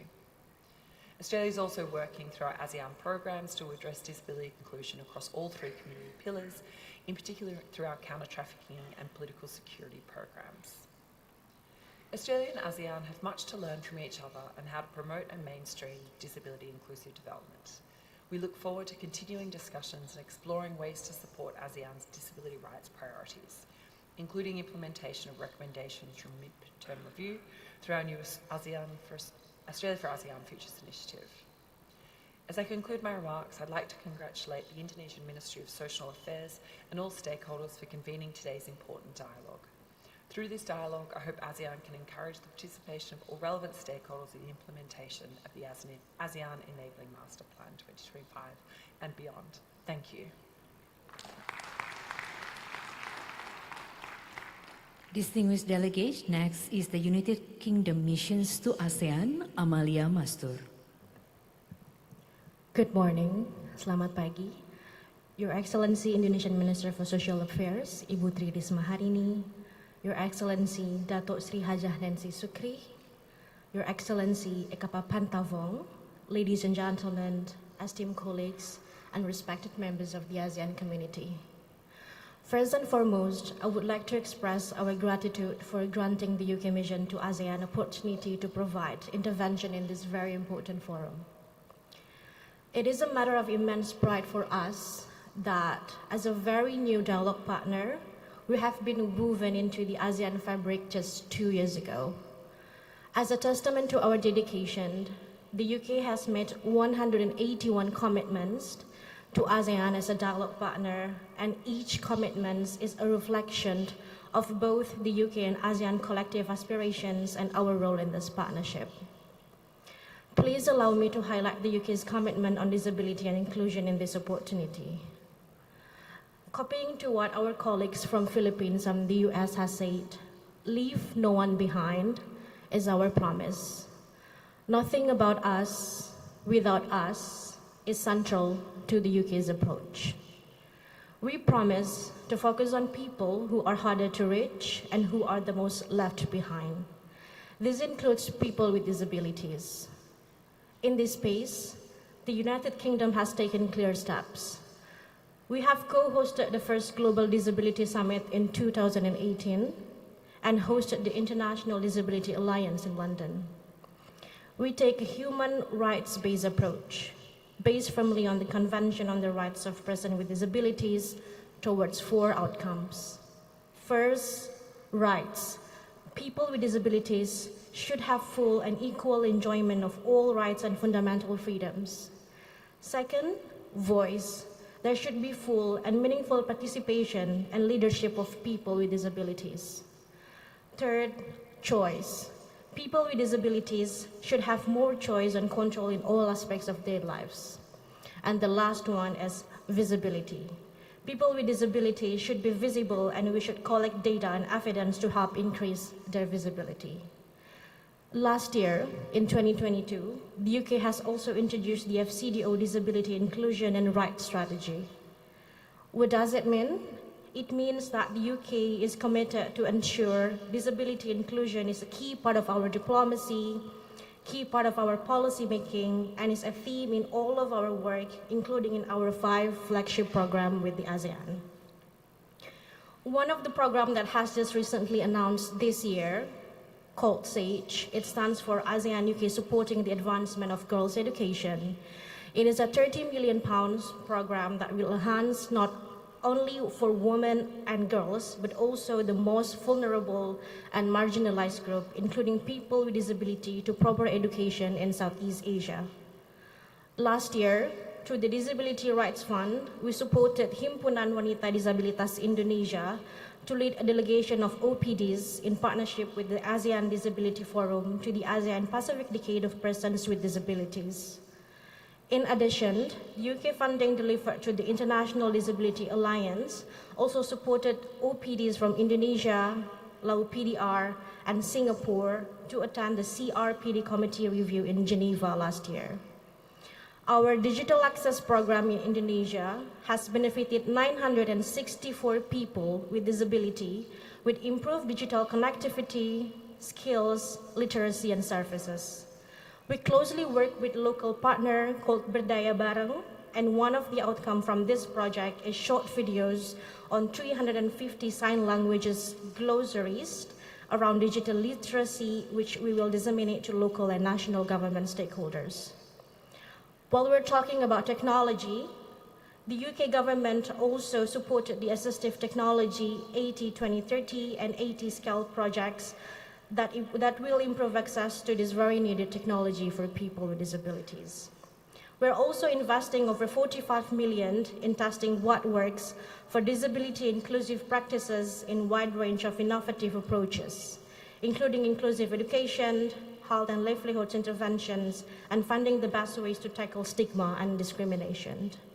I probably could go on for another 30 minutes to list the UK's commitments on disabilities, but in conclusion, a cause close to our hearts, the rights of persons with disabilities, finds resonance in our commitment with ASEAN.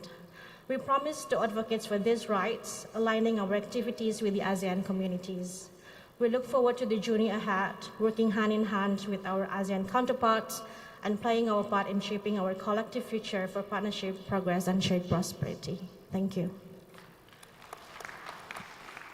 Excellencies, distinguished delegates, next for the omnibus interventions from ASEAN partners is the Chief of ASEAN Disability Forum, Puai Thiaklim. Good morning, everybody. Thank you so much for inviting the ASEAN Disability Forum. I'm very pleased to inform that 8 out of our 10 focal points are here today in Makassar, and we appreciate very much the opportunity to be able to represent the voice of people with disabilities in this region. And we are basically a network of organizations of persons with disabilities in 10 ASEAN countries, and we represent about 30 million people with disabilities in ASEAN. Since the ASEAN Enabling Master Plan was officially adopted at the ASEAN Summit in Singapore in 2018, prior to that, we've been working very closely with ASEAN Secretariat and the 3 sectoral bodies in finalizing the ASEAN Enabling Master Plan. And since then, we've been very actively involved in developing a regional advocacy plan, which include a publicity kit on the EM 2025. We've conducted 7 pilot awareness raising campaign in 7 ASEAN countries. We were able to work with the ASEAN Secretariat together with our partner Agenda in the capability training of OPDs to better understand and advocate on the 76 key action points of the Enabling Master Plan. We also work together in the training of key stakeholders in the 3 ASEAN pillars on disability inclusion and helping them to better understand what is the meaning of disability inclusion. And currently we are assisting in the current midterm review of the Enabling Master Plan. Finally, I would like to talk a bit about the meaning of disability inclusion. I think inclusiveness should not be an afterthought. It should be involved from the very beginning. It should be in the planning stage. We should be involved in the implementation stage, and finally in the evaluation stage. And remember the word PIE, P-I-E. We believe in a multi-stakeholder engagement to ensure equal access and effective inclusion for people with disabilities. We talk very much about the public and private partnership, but I think we need to introduce a third P, and that is the people. The people sector need to be involved in this partnership as well.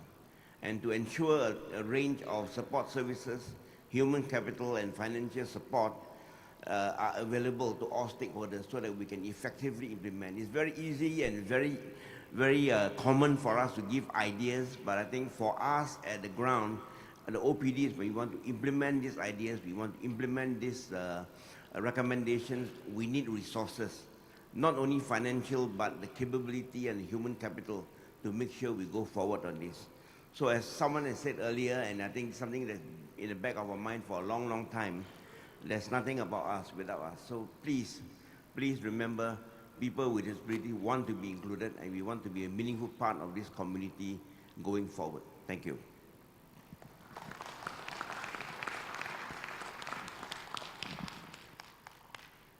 Excellencies, ladies and gentlemen, next is from the ASEAN Social Work Consortium, Professor Bambang Stergi.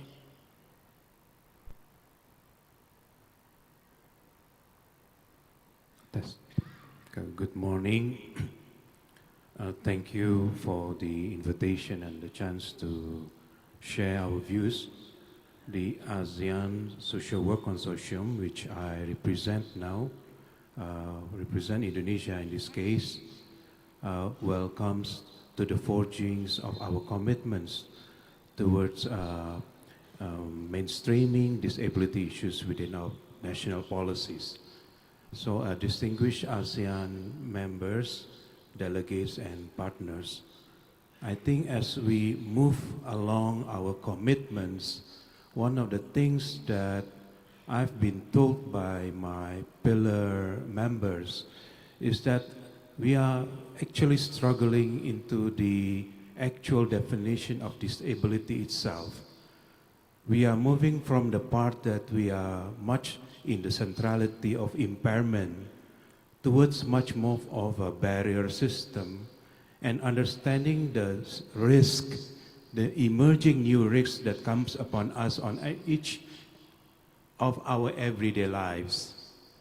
We are concerned now with more vulnerabilities related to the environment issues, the urban setting, and of course the multiple situations that family encounters within their own circumstances, which may involve addictions, law-related affiliation and problems, family violence, and family,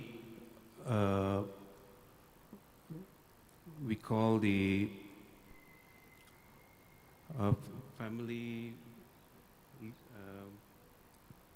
family migrants as well. Yeah. So things related to neglects and compound problems within the families also will be something that we need to put attention to. Our risk also involve specific situation related to the economy that also implies to our dependence on mining, on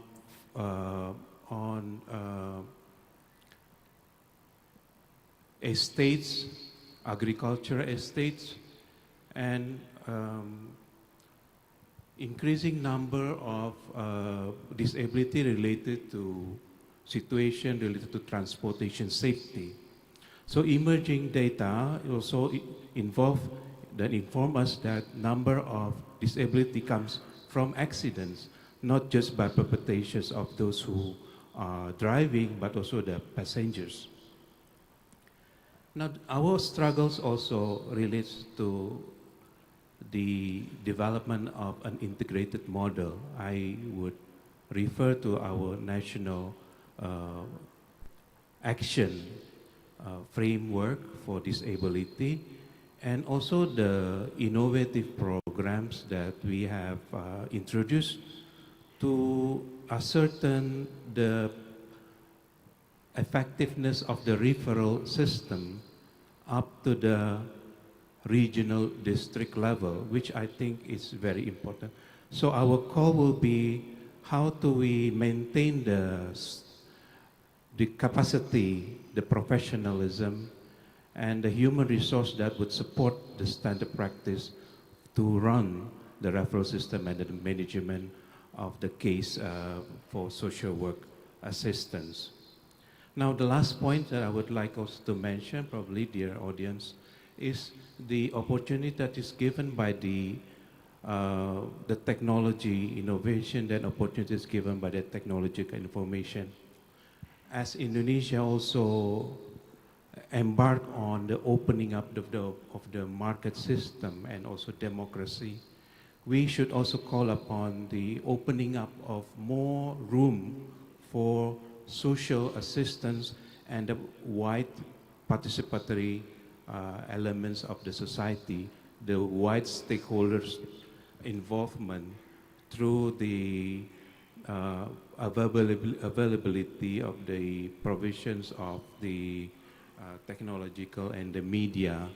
So digital philanthropy, for example, is an open opportunity for all to get involved and be attentive to different cases and situations that faced by families. So again, in conclusion, we would like to call upon for a more open society and involvement for supporting activities for this vibrant and the possibility of social support activities given to a wide stakeholders in different situations. Thank you very much for this opportunity.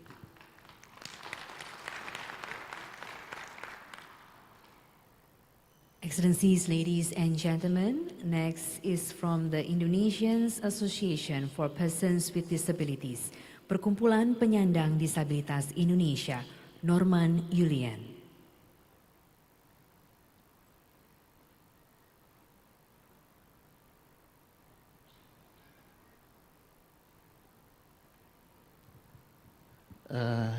Baik, yang saya muliakan dan yang saya hormati Ibu Menteri Sosial, terima kasih atas kesempatan yang diberikan kepada saya.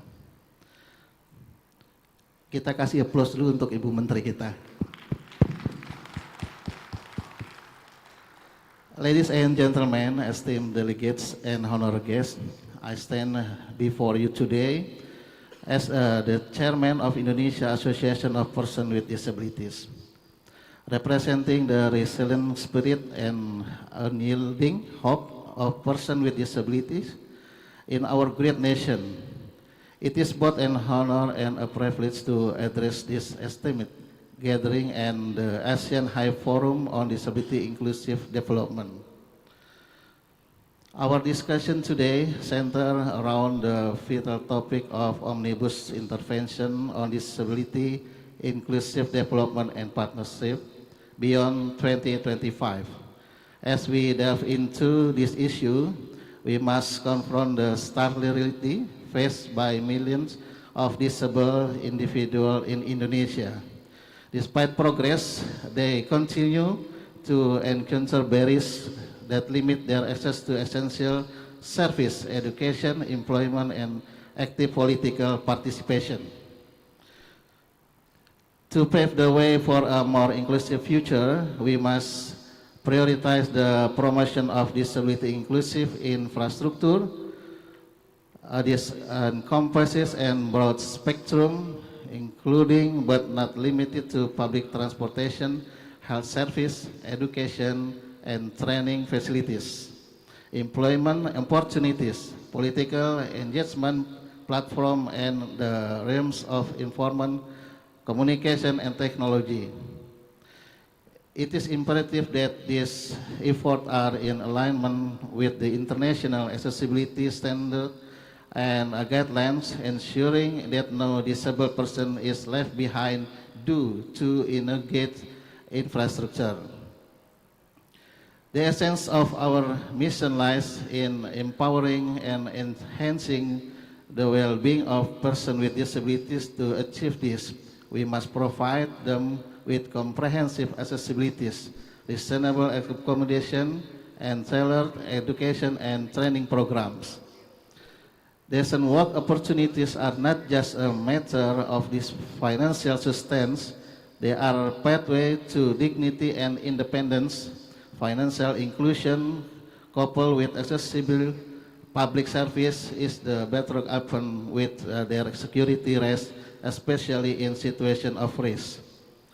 However, the road to genuine inclusivity is not one that any single entity can traverse alone. It requires collaborative efforts that transcends border, ideologies, and backgrounds. Partnership between governments, not governmental organizations, private sector, and communities are not just desirable, they are essential. By pooling our resources, expertise, and determination, we can create holistic solution that address the multifaceted challenge faced by disabled individuals in Indonesia and across the Asian region. In closing, I urge one of you to take this opportunity to reaffirm your commitment to disability inclusive development and partnership beyond 2025. Let our collective effort echo loudly, breaking down barriers and transforming life. Together, we can create a future where every disabled person has the opportunity to flourish, where their dreams are not bound by the constraints of their circumstance, but are instead nurtured by a society that embraces them fully. Thank you for your attention, and let us embark on this journey toward a more inclusive, compassionate, and equitable Asian community. Thank you very much.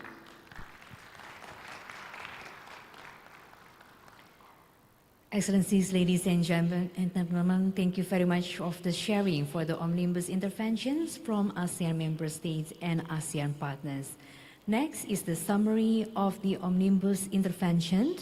For that, we are going to invite the Minister of Social Affairs of the Republic of Indonesia, as Answat Indonesia, Her Excellency Tri Risma hari ini. Excellencies, ladies and gentlemen, it is a delight for me to join in the morning session and to find out the progress of fellow ASEAN member states, empowering and promoting the right of persons with disabilities.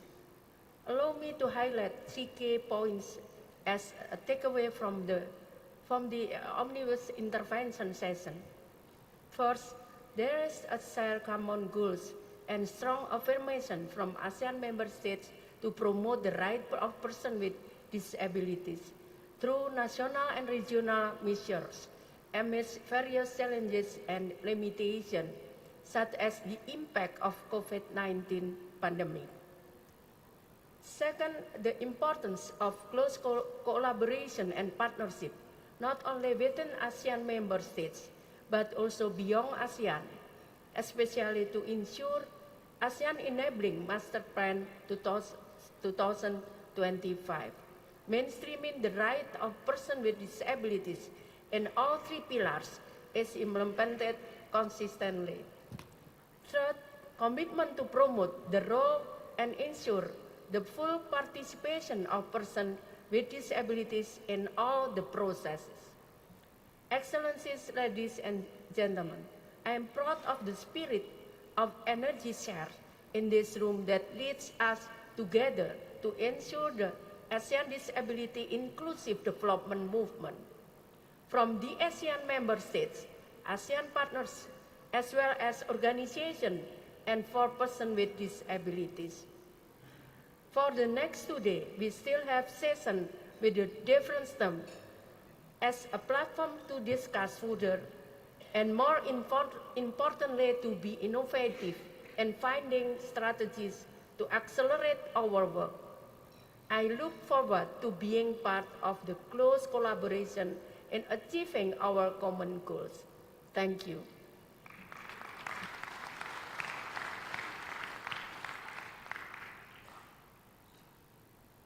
Excellencies, ladies and gentlemen, from the summary of the omnibus intervention is all the conclusion and the closing for this session. We all thank all the ASEAN partners for sharing each country's best practices and progress on the implementation of disability inclusive development and partnership. Distinguished delegates, ladies and gentlemen, we have used up time allotted for the morning session. I would like to thank the distinguished delegates for their informative statements. Please note that the next agenda will continue in the afternoon. And after lunch, I would like to inform you that there will be a parallel discussions and the panel discussion will be held in this room, the plenary room. Thank you very much and we hope to see you shortly.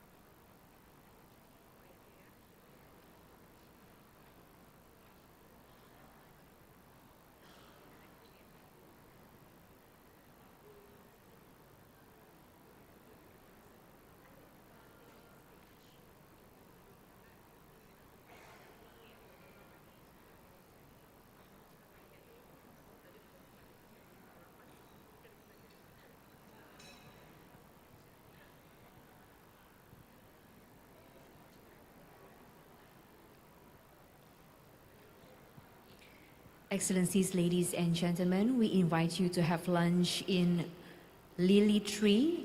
That's the room next to this plenary room. So we just go outside and then the next room will be the Lily Tree, the room for having lunch. We invite you to have lunch together in Lily Room or Lily Tree Room, just beside this plenary room.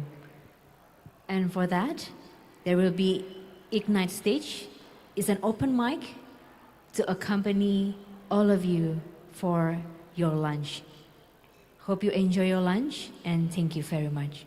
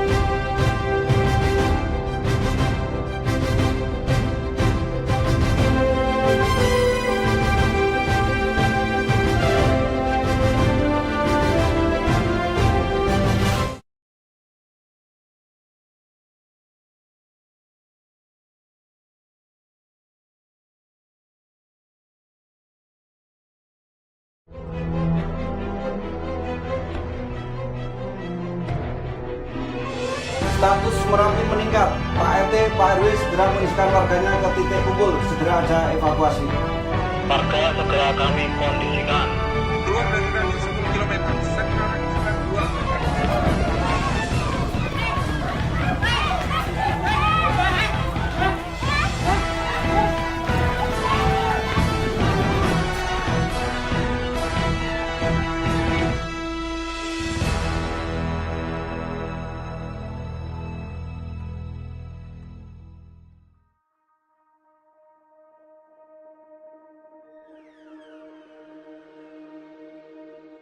Indonesia is a country that has a variety of natural beauty. The spread out of green forests can anesthetize the human eye. The expanse of the ocean with an underwater charm that is full of allure. Likewise, with the glory of a volcano that never lies about its beauty. However, behind the million charms, Indonesia also has a variety of potential natural disasters that threatens people's life. Based on data from National Board for Disaster Management, in 2022, there were 17 earthquakes, 427 landslides, and 953 floods in various parts of Indonesia. To respond to the challenges of the threat of disaster, Indonesia has various disaster response volunteer groups. One of them is Divagana. They are disaster response volunteers who come from persons with disabilities and are part of disaster voluntary worker Tagana. The involvement of persons with disabilities as disaster response volunteers is a form of equality in those persons with disabilities can do what other people do. The involvement of persons with disabilities as disaster response volunteers is supported by the government through the establishment of Law No. 8 of 2016, Article 109, Paragraph 3, and Government Regulation No. 42 of 2020, which states that disaster management in Indonesia can involve persons with disabilities. In disaster mitigation, Divagana together with Tagana carried out Tagana Goes to School activity to provide disaster education to students. They are taught how to reduce the risk of disaster that often occur. In addition to providing education to school-aged children, Divagana and Tagana also provide disaster education to people living in disaster-prone areas through the Disaster Preparedness Village program. They provided briefings on evacuation procedures, the establishment of public kitchens and tents, to mapping access to evacuation routes.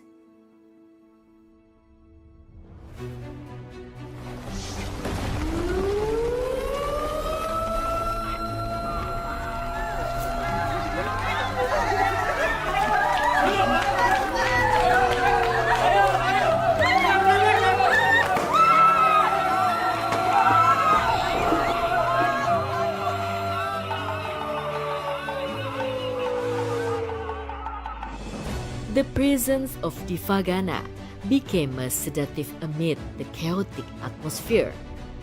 Together with other volunteers, Divagana provided evacuation assistance and direction for people who were confused. Regarding the ability to respond to disasters, Divagana cannot be underestimated.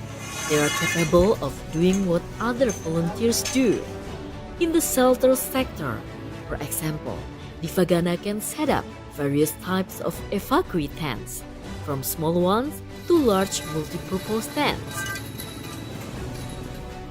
Then, in meeting the food needs of the evacuees, Divagana was able to establish a public kitchen that produces thousands of packs of rice every day.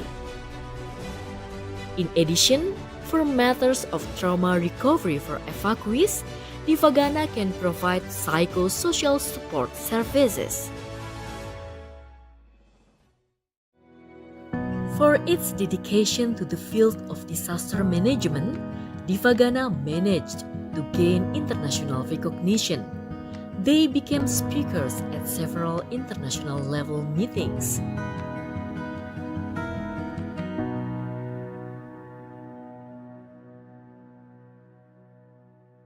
The presence of Divagana in Indonesia is proof that persons with disabilities can put themselves as equal to others.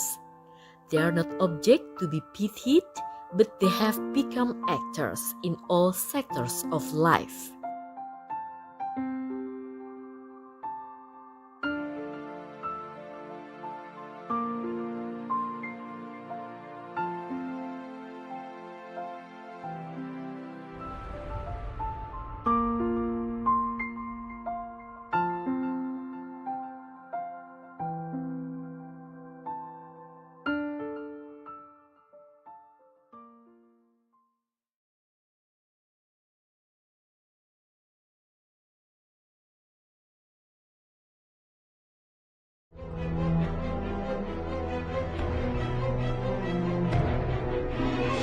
Status Merapi meningkat.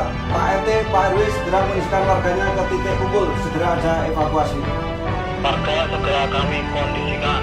Keluar dari radius 10 km. Sekarang kita keluar.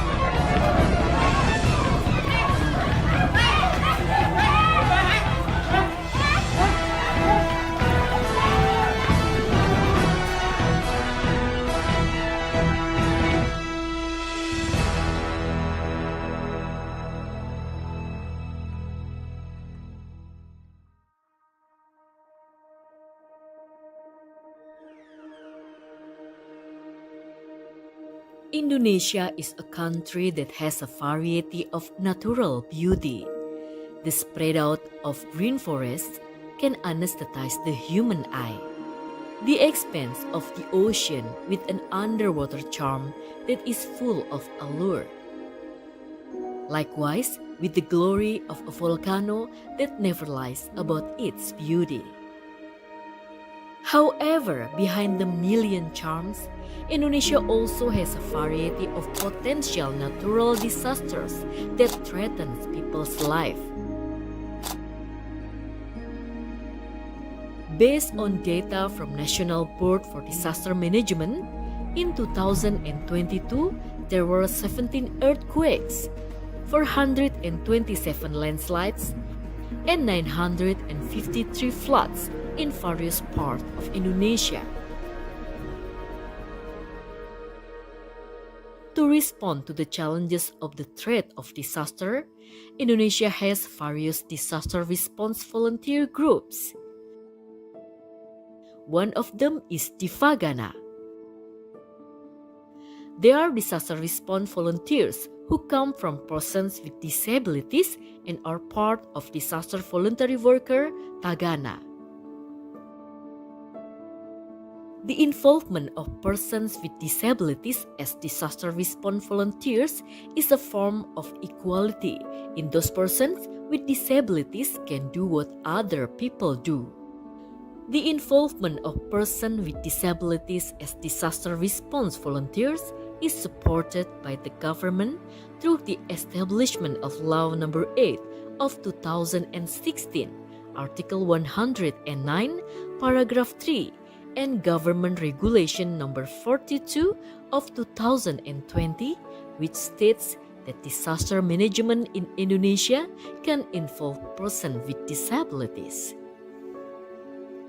In disaster mitigation, Divagana together with Tagana carried out Tagana Goes to School activity to provide disaster education to students. They are taught how to reduce the risk of disaster that often occur. In addition to providing education to school-age children, Divagana and Tagana also provide disaster education to people living in disaster-prone areas through the Disaster Preparedness Village program. They provided briefings on evacuation procedures, the establishment of public kitchens and tents, to mapping access to evacuation routes.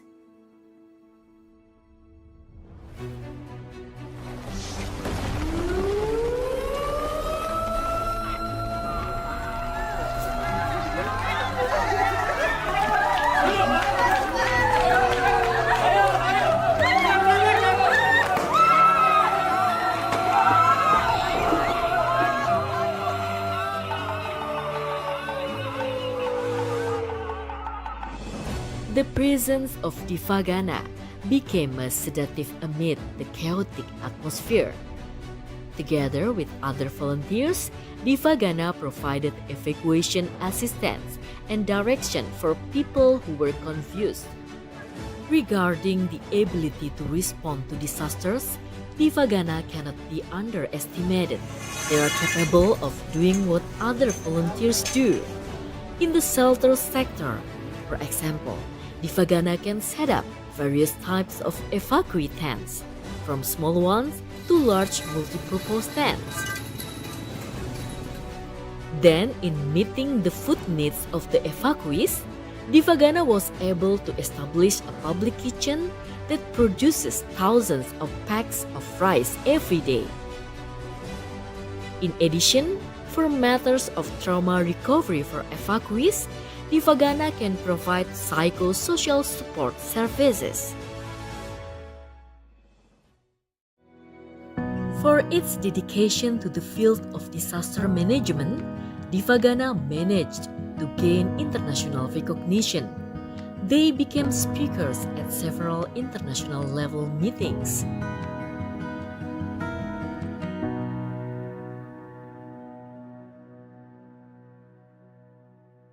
The presence of Divagana in Indonesia is proof that persons with disabilities can put themselves as equal to others. They are not objects to be pitied, but they have become actors in all sectors of life.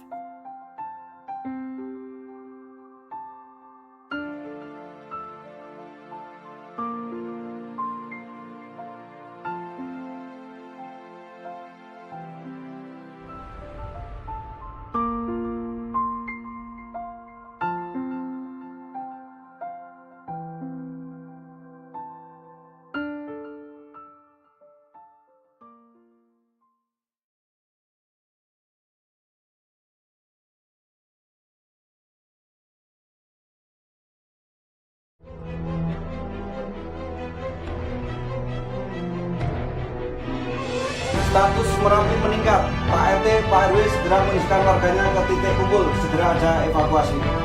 Maka segera kami kondisikan. Keluar dari radius 10 km. Sekarang kita keluar.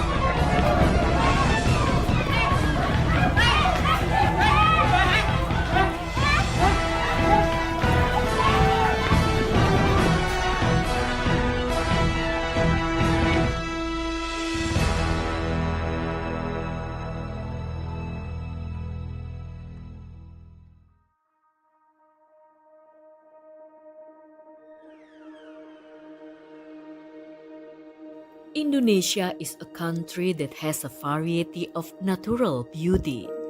The spread out of green forests can anesthetize the human eye. The expanse of the ocean with an underwater charm that is full of allure. Likewise, with the glory of a volcano that never lies about its beauty. However, behind the million charms, Indonesia also has a variety of potential natural disasters that threatens people's life. Based on data from National Board for Disaster Management, in 2022, there were 17 earthquakes, 427 landslides, and 953 floods in various parts of Indonesia. To respond to the challenges of the threat of disaster, Indonesia has various disaster response volunteer groups. One of them is Divagana. They are disaster response volunteers who come from persons with disabilities and are part of disaster voluntary worker Tagana. The involvement of persons with disabilities as disaster response volunteers is a form of equality in those persons with disabilities can do what other people do. The involvement of persons with disabilities as disaster response volunteers is supported by the government through the establishment of Law No. 8 of 2016, Article 109, Paragraph 3, and Government Regulation No. 42 of 2020, which states that disaster management in Indonesia can involve persons with disabilities.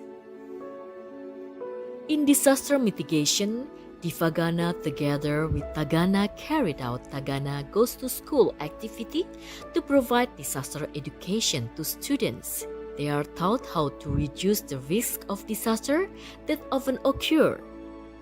In addition to providing education to school-aged children, Divagana and Tagana also provide disaster education to people living in disaster-prone areas through the Disaster Preparedness Village program. They provided briefings on evacuation procedures, the establishment of public kitchens and tents, to mapping access to evacuation routes.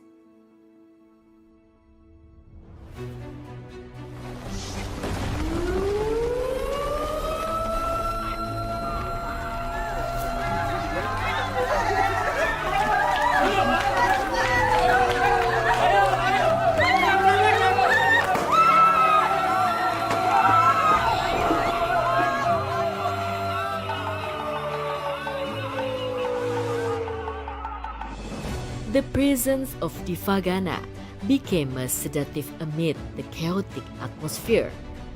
Together with other volunteers, Divagana provided evacuation assistance and direction for people who were confused. Regarding the ability to respond to disasters, Divagana cannot be underestimated. They are capable of doing what other volunteers do. In the shelter sector, for example, Divagana can set up various types of evacuee tents, from small ones to large multi-purpose tents. Then, in meeting the food needs of the evacuees, Divagana was able to establish a public kitchen that produces thousands of packs of rice every day. In addition, for matters of trauma recovery for evacuees, Divagana can provide psychosocial support services. For its dedication to the field of disaster management, Divagana managed to gain international recognition. They became speakers at several international level meetings.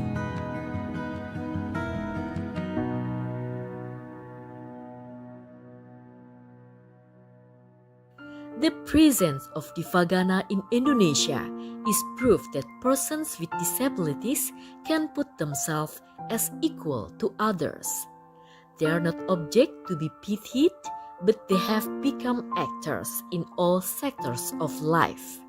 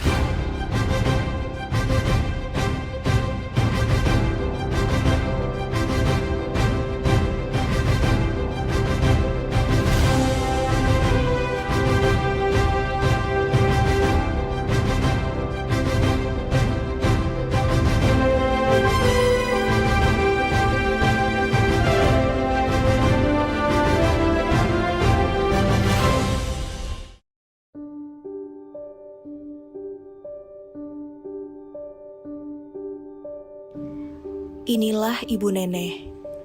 Ibu 85 tahun ini sudah 6 tahun hidup sendiri di Desa Ganeas, Kabupaten Sumedang.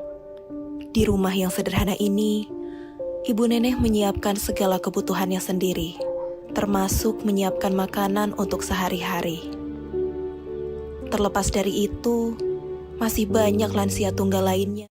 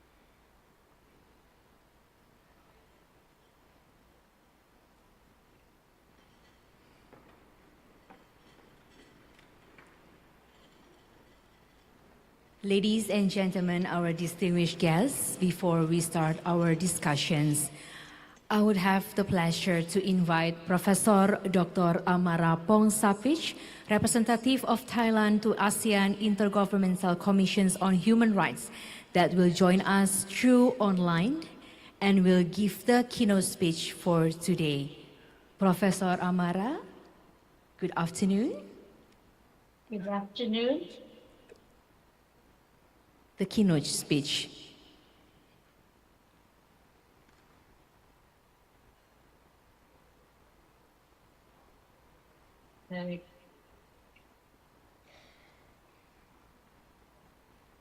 Good afternoon.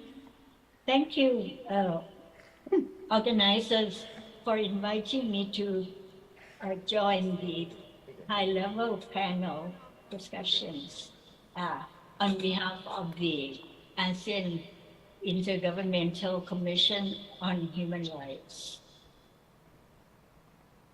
The adoption of ASEAN Enabling Master Plan 2025, mainstreaming the rights of persons with disabilities in the year 2018, was made possible by many coincident factors.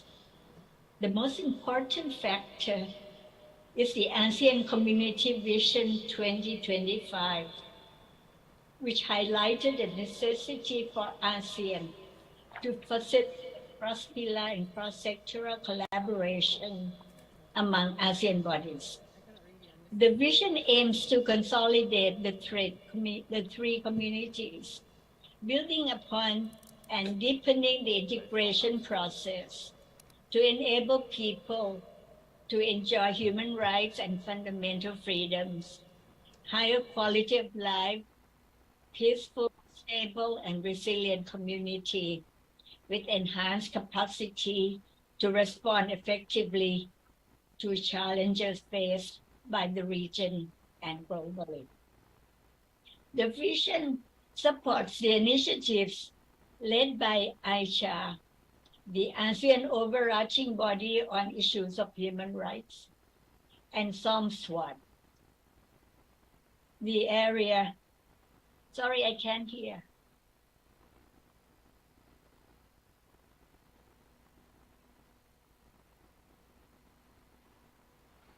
Hello?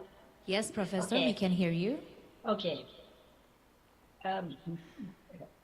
The vision supports the initiatives led by AHLF, the ASEAN overarching body on issues of human rights, and SOMSWAT, the ASEAN body responsible for the well-being of vulnerable groups, to join together in the process of drafting the master plan to mainstream the rights of persons with disabilities. The master plan identifies 4 concrete items to be followed. They are priority areas or key action points, implementation plan, monitoring and evaluation strategy and resource framework, and lastly, capacity building and partnership for change. With COVID, in May 2020, the United Nations published policy brief, a disability inclusive response to COVID-19. 4 overarching areas of action that are applicable for all include: 1, ensure mainstreaming of disability in all COVID-19 response and recovery, together with targeted actions. 2, ensure accessibility of information, facilities, services, and programs in the COVID-19 response and recovery. 3, ensure meaningful consultation with the active participation of disabilities and their representative organizations in all stages of the COVID-19 response and recovery. And 4, establish accountability mechanism to ensure disability inclusion. In addition, there is also a chapter with the title Delivering on SDGs, Building Back Together, with the aims to ensure mainstreaming of disability, accessibility, meaningful consultation with active participation of persons with disability. To establish accountability mechanism to ensure disability inclusion, and to build equal, inclusive, and resilient communities. In that same year, the ASEAN Comprehensive Recovery Framework to COVID-19 was adopted at the 37th ASEAN Summit in November. Recognizing the UN policy brief, the framework adopts whole of ASEAN community approach, focusing on key sectors and vulnerable groups to serve as a reference for various sectoral bodies across pillars.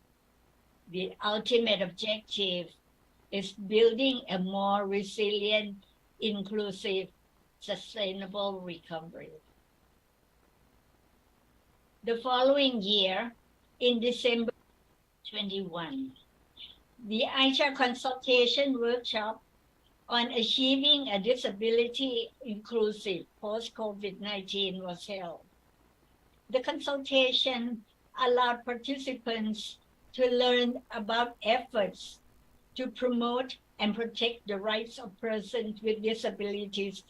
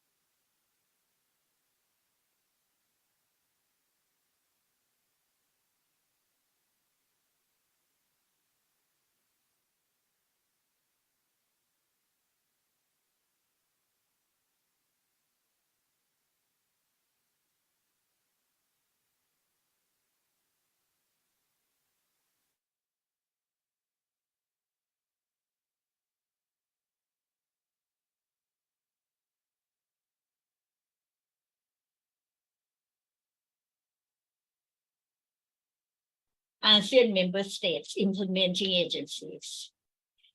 The monitoring and evaluation strategy and results framework includes targets, indicators, and evaluation criteria.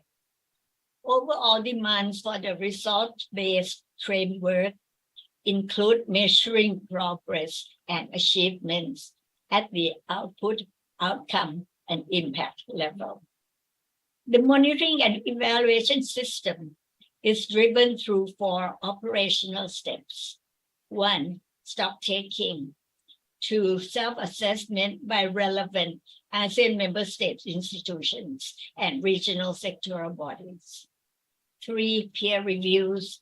And 4, external quality control by consultants. At the moment, we are at stage 1 and 2. In terms of challenges and opportunities, data on persons with disabilities are not readily available. Many ASEAN member states have only begun to collect information and statistics. The stock-taking phase has proven to be very challenging, somewhat technical, and requiring in-country collaboration between different government agencies. With the challenges in data collection, summary report on stock-taking exercise organized by IFES, International Foundation for Electoral System, a disability people organization, held on March 8 earlier this year, demonstrated clearly the commitment of various ASEAN sectoral bodies across the ASEAN community pillars to the promotion and disabilities inclusion in ASEAN. It also proved to be opportunities to take a crucial and necessary step to move forward with the systematic monitoring of progress in the implementation of the ASEAN Enabling Master Plan. The report states that the consolidation of reference information made possible through the stock-taking exercise will guide the upcoming rollout of the self-assessment exercise and will inform the midterm evaluation to make adjustment in the following stages of implementation.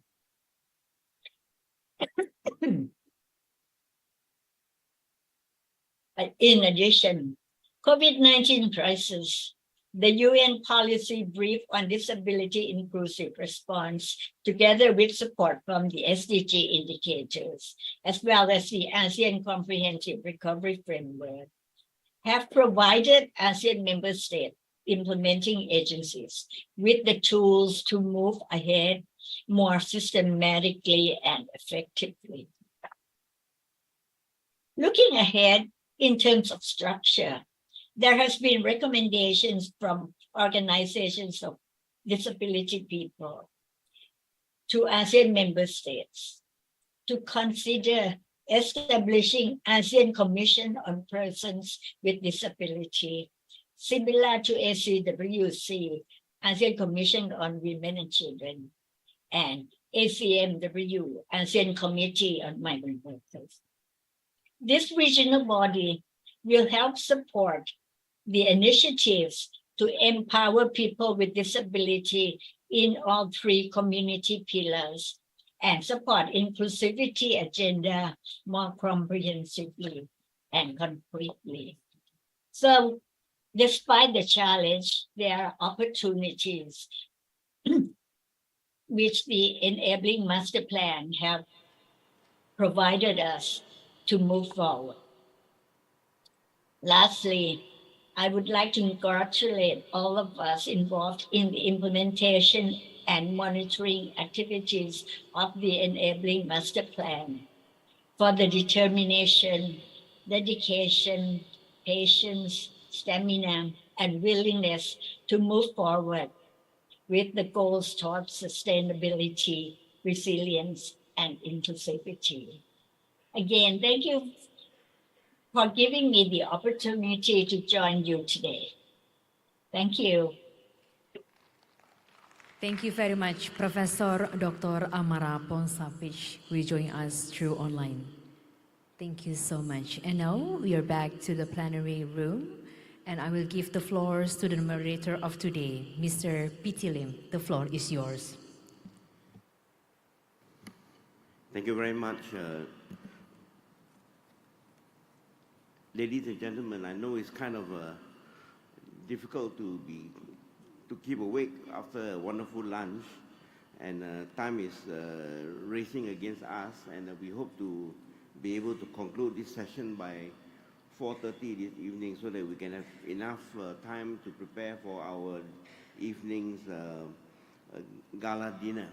Let me again reintroduce the four panelists that are with us today, and then after that we can start off the session going. Again, in a very privileged position to be in between two very eminent and wonderful ladies. To my right is Alisa, and she's our focal point for the ASEAN Disability Forum in Thailand. And again to my right after Alisa is our friend Antonio, and he's with the Economic Research Institute for ASEAN and East Asia, and he will give his comments a bit later. To my left is another very eminent lady who is from the Senior Transport Officials Meeting, and her name is Nina, and Nina will give her comments later. To the left of Nina is Professor Dr. Budi Yanto, right? And he's from the Surabaya State University, and he will share with us his expertise. And in addition to these four panelists, we have a discussion, and he's very well recognized here as Robert Na, and he's our ombudsman from Indonesia, and he will help me to sum up his discussion and to kind of react to the comment that's been made today. So now, may I very quickly ask the panelists to each give their comments on after the very well presented made by Professor Amara. So let's start off with you, Alisa. Can you give your comments in about 4 to 5 minutes, please? Thank you. Good afternoon, everyone, and also thank you to our chairperson, who's also a member of ADF, and it's actually our first time that we've met, right? Yes. So, and yes, thank you to Professor Amara for the very good explanative reports or the keynote that we've been receiving. And I totally agree that in order to move the agenda of disability inclusion forward, we really need to work along with each other. Not only that OPDs can work alone, but we also need to work along with public sectors, which is the international organizations, the government, and also the local governments, in order to promote the disability inclusion effectively. And even onwards, that not only that the national should be working along with the international, but the implementation is also needed.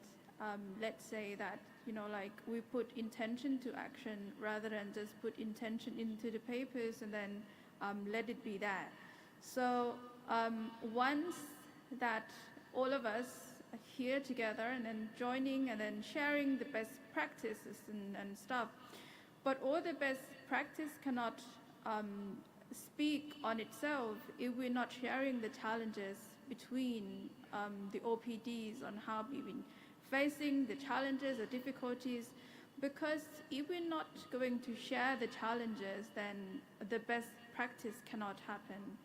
So I totally agree with Professor Amara that regardless of what we do, we need to really put disability inclusion in the center. And let alone that we're not gonna only speak about disability, but from the intersectionality lens as well. Age and gender are also important in the promoting of the disability inclusion, and we will probably speak about it later on. So that's all for my comments. Thank you.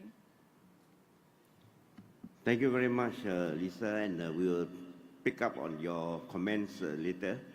So now may I invite the other prominent lady to my left, Nina, to share her views. Assalamualaikum and a very good afternoon to distinguished delegates. So this afternoon I'm going to share the initiative and effort on the journey to make transportation friendly to persons with disability. So because though that transportation agenda is not the key highlight in this forum, but it is remain as the key enablers to social, education, and economic activities, including employment and businesses. So by saying this is actually when we talk about inclusivity, so we have to look into the holistic approach of how to improve the living condition and then the lifestyle of PWDs. Okay? So how we can improve our transportation system, which enable us to facilitate the needs of the person with disability. That Ms. Alisa mentioned just now, we need feedback, we need, I would say, opinion and advice in order to move forward. And for Malaysia, we are quite lucky we have done that, but it is a journey. And through the journey, we learn a lot, especially from our partners, from our NGOs and associations that work closely with us, when we want to improve our transportation system so that it will actually facilitate the needs of the PWDs. Hence, we have included at least the representative from the blind, from physical disabled, and also from the hearing impaired group or deaf group, so that when we did, we have a program what we call Audit Access, where we conduct at least minimum 5 audit per year at transportation hub and also terminal, including airports, jetties, and other terminals, so that we want to ensure that person with disable able to use this, and we will not deny their rights to use public transportation. Okay, next. So for example, in aviation or in airports, usually, I think when it comes to airports,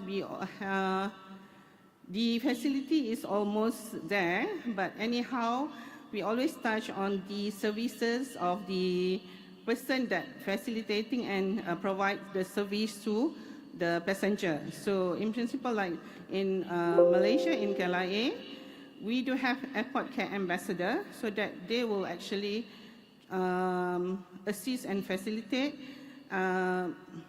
including PWDs, vulnerable group, or whoever need the assistance. But for PWD, we have actually a special training for them so that they know how to manage the group properly. And beside that, we also have engagement session. But because basically when we talk about services and providing services to PWD, is always that awareness, advocacy, and also the knowledge is very important. Okay. Next. So, okay, this is one of the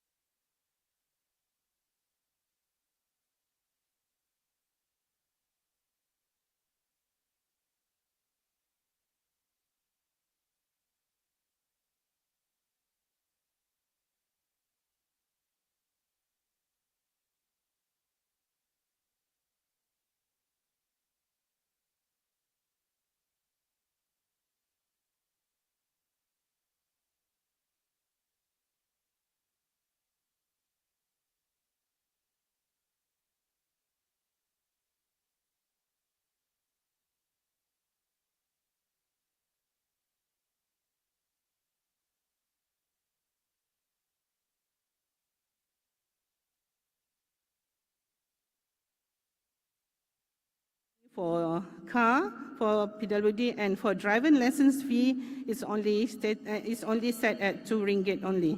So these are a few things that we try to actually. These are the effort that we have done in order to increase the accessibility achievement for Malaysia, especially. Next. So with that, thank you. Thank you very much, Nina, for sharing with us your views. And I think we are very well placed now, because from Alicia, who comes from a advocacy background, and from Nina, who is actually from the operational perspective of how we can be more disability inclusive in the transportation sector. And I think most of us would know by now that in the ASEAN Enabling Master Plan, there are two very fundamental perspectives. Number one, it is mainstreaming. So in other words, the whole Enabling Master Plan talks a great deal about how we can mainstream the needs of people with disabilities, so that they can be part and parcel of the community that we are living in. The next key word beside mainstreaming is the word intersectionality. And you will notice that in Nina's presentation, she talked about the needs of people with physical disabilities versus the people with visual impairment and visual disability. And it's something that perhaps all of us feel very closely about, that it is very important for any comprehensive blueprint like the ASEAN Enabling Master Plan to be able to address the needs of all types of disability and not just one particular group of disability that we're talking about. And now, especially in a rapidly aging world, we find that a lot of our seniors are also facing the effects of disability as they age in place within the community. So after hearing these two very interesting perspectives from an advocate and a practitioner, we are now going to the other side of the coin, and that is we're going to hear from Professor Dr. Murianto, who is from the Surabaya State University, to give us his perspective from an academic viewpoint. Professor, please. Okay. Thank you very much, Mr. Piti. I will say in Indonesian language. Okay. Baik, terima kasih pada semua delegasi ASEAN yang sudah dapat bergabung pada kesempatan yang sangat berbahagia ini. Izinkan saya, Budianto, ingin menyampaikan terkait dengan bagaimana implementasi pendidikan inklusif di Indonesia, baik pada jenjang PAUD, dasar, menengah, maupun pada tingkat perguruan tinggi. Oke. Next, ya. Next. Yep. Indonesia telah berupaya untuk menerapkan pelaksanaan pendidikan sesuai dengan yang dikeluarkan oleh UNESCO. Sedikit historis, sejak tahun 2002 sampai 2005, Indonesia melakukan perintisan pendidikan inklusif. Selanjutnya berkembang menjadi dalam konteks perluasan akses dan peningkatan mutu. Next. Ya. Ini sedikit saya sitir prinsip dalam pelaksanaan pendidikan inklusif yang kami adaptasi dari Tony Booth. Dan sebagian besar sudah diimplementasikan di Indonesia. Next. Konsep inklusivitas historisnya seperti tergambar berikut. Mulai dari semula berpola segregasi,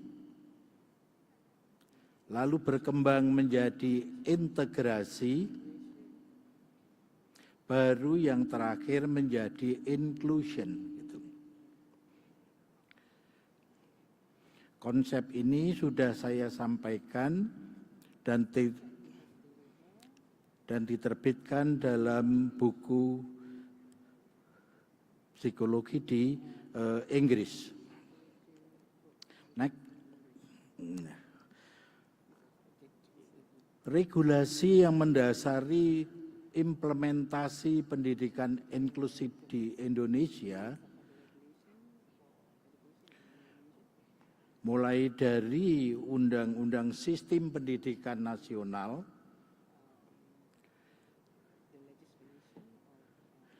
Deklarasi Bandung 2004 yang menyatakan Indonesia menuju pendidikan inklusif. Lalu pada tahun 2009, Indonesia memiliki regulasi terkait dengan pelaksanaan pendidikan inklusif,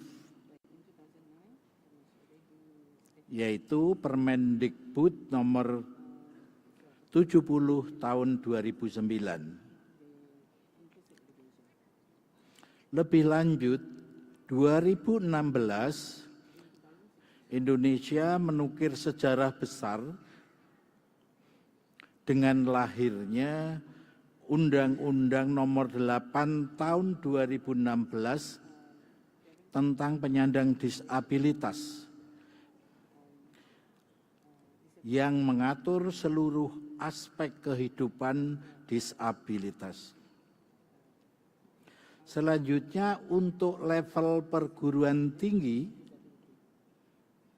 pada tahun 2017 kita sudah punya Permenristek Dikti nomor 46 tahun 2017 yang mengatur bagaimana implementasi pendidikan inklusif di Indonesia. Next. Selanjutnya, sejak tahun 2013, melalui Kementerian Pendidikan, telah menetapkan strategi layanan pendidikan bagi penyandang disabilitas dalam 3 format ini. Yang pertama, kelas inklusif. Yang kedua, kelas khusus di sekolah reguler.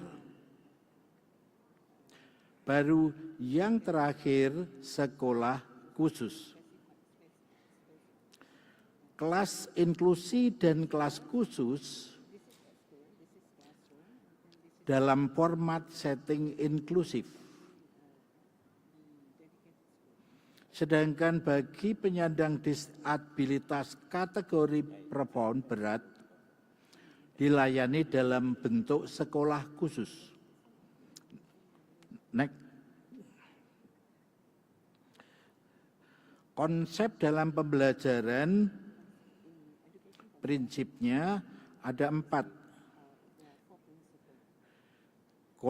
Kooperatif, menyenangkan,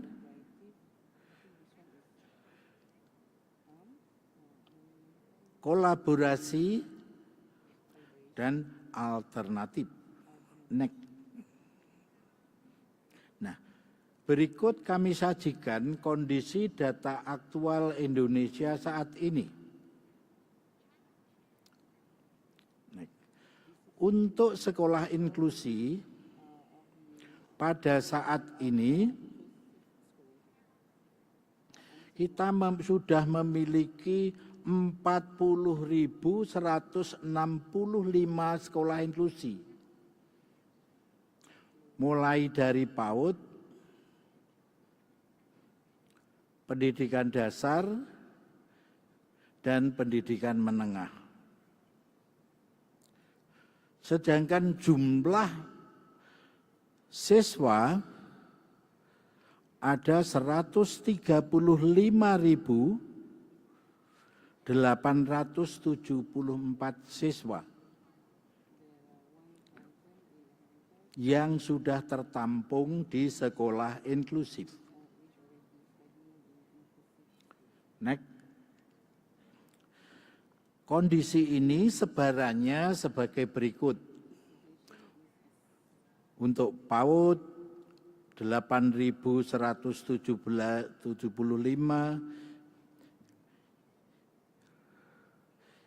dari data ini nampak yang paling sedikit adalah pada kelompok satuan kelas belajar.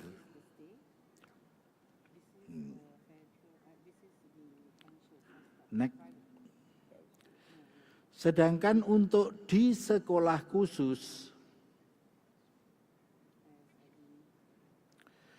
pada saat ini Indonesia memiliki 23.225 sekolah, 2.326 sekolah khusus. Sedangkan jumlah peserta didik yang dilayani ada 152.756.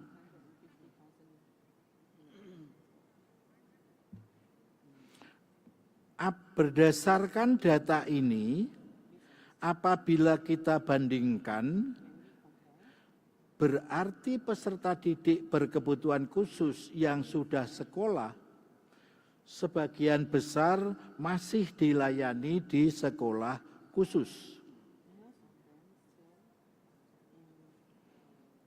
Logikanya seharusnya lebih banyak yang di sekolah inklusif. Ini adalah sebuah kenyataan. Next. Terkait dengan sebaran peserta didik pada jenjang ini dapat dicermati pada tampilan ini. Yang terbanyak pada sekolah dasar. Oke, next. Sedangkan yang terkait dengan guru pembimbing khusus,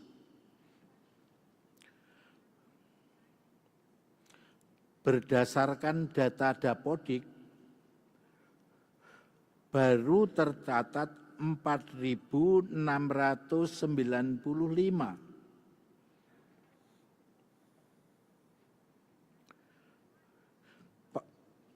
Padahal sekolah inklusi yang ada sudah 40.000 lebih. Permendiknas nomor 70 tahun 2009 menyatakan bahwa sekolah inklusi sekurang-kurangnya punya 1 guru pembimbing khusus. Data ini menunjukkan adanya kesenjangan yang sangat signifikan. Next. Terkait dengan hal tersebut, Direktorat GTK sudah melakukan pelatihan terhadap guru reguler yang mendapatkan pelatihan khusus. Jumlahnya ada 10.244.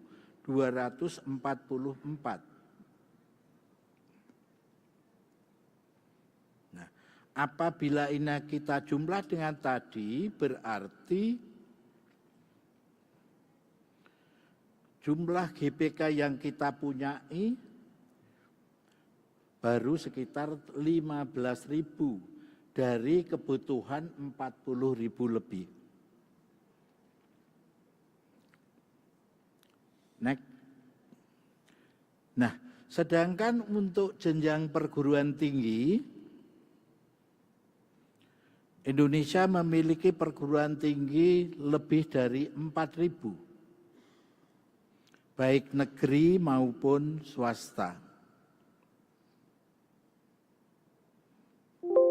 Pada saat ini, data terakhir yang saya peroleh, baru 205 perguruan tinggi yang memiliki mahasiswa disabilitas.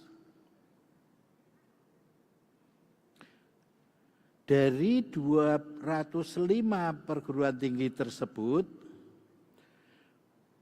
memiliki mahasiswa sebanyak 1.500 lebih. Nah, berdasarkan tuntutan dari Undang-Undang Nomor 8 Tahun 2016, itu disyaratkan bahwa semua perguruan tinggi wajib memiliki unit layanan disabilitas. Namun data yang kami temukan masih kurang dari 50 yang sudah memiliki unit layanan disabilitas. Dari 205 yang sudah memiliki mahasiswa disabilitas tersebut. Next. Nah, terkait dengan problematik tersebut, saya mencoba menelaah beberapa tantangan yang nampaknya perlu mendapatkan perhatian Yang pertama, yang terkait dengan PAUD Dikdasdikmen. Di kementerian disebut PDM.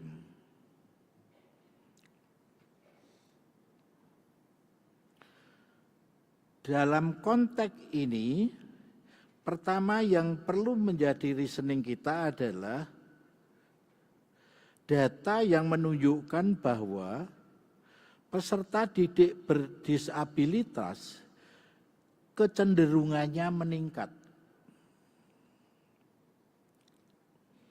Terkait dengan kondisi tersebut, nampaknya regulasi yang akomodatif dan aplikatif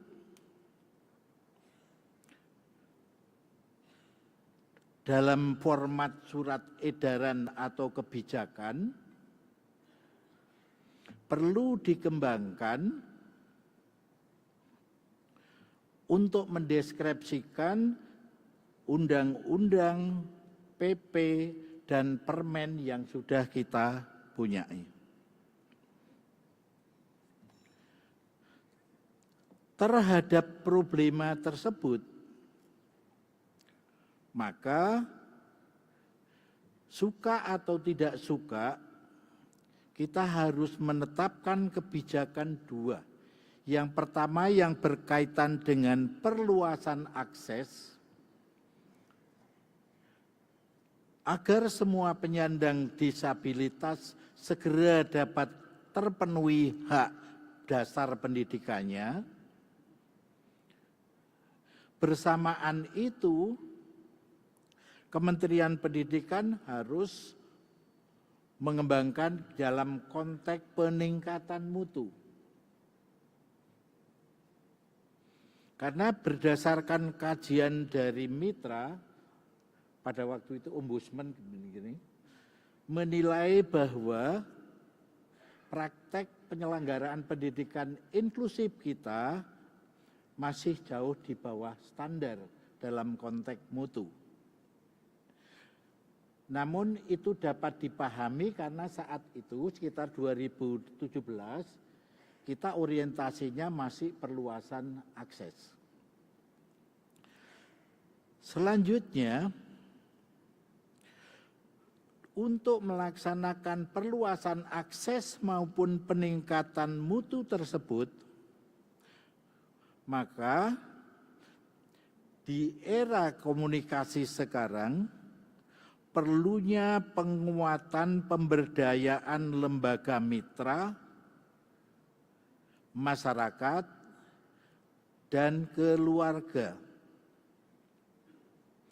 Keluarga, saya memperhatikan bahwa tingkat edukasi dan afirmasinya masih rendah bila dibanding dengan negara-negara maju. Nah, yang berikutnya adalah terkait dengan penampilan praktis nyata, perlu adanya penguatan aksesibilitas, akomodasi yang layak dalam setting kependidikan sesuai dengan Permen PU yang sudah ditetapkan. Oke. Next, sedangkan untuk di perguruan tinggi, hal yang perlu masih kita perjuangkan dimulai dari peningkatan kesadaran bagi anak-anak atau siswa penyandang disabilitas kita untuk mengikuti kependidikan tinggi. Kondisi sekarang di perguruan tinggi juga sudah menguatkan atau mengutamakan pendidikan vokasi. Berikutnya, pada perguruan tinggi, suka atau tidak suka, perlu mempersiapkan, menyiapkan diri terkait dengan peningkatan layanan serta penyediaan fasilitas pendukung. Lalu berikutnya, bagi Ristek Dikti, nampaknya perlu dukungan yang memungkinkan agar semua perguruan tinggi itu benar-benar menjadi ramah.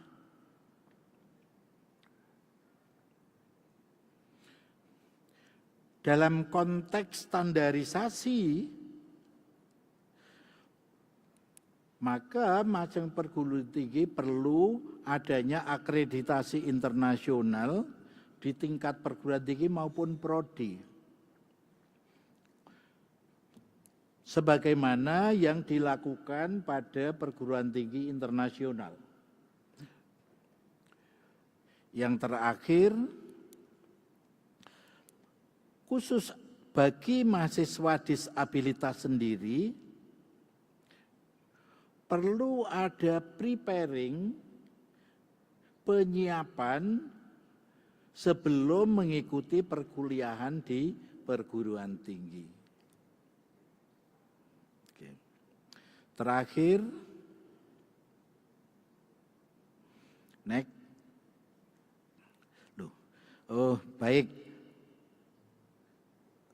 Saya atas nama UNESA dan teman-teman dari organisasi disabilitas untuk ini, Indonesia kita memiliki organisasi yang namanya APOI, Asosiasi Profesi Ortopedagogi Indonesia, yang dalam hal ini berkomitmen tinggi untuk melakukan kolaborasi kepada pemerintah, khususnya dalam konteks standarisasi kompetensi yang berkaitan dengan penyelenggaraan pendidikan bagi penyandang disabilitas. Baik, saya kira ini yang dapat saya sampaikan.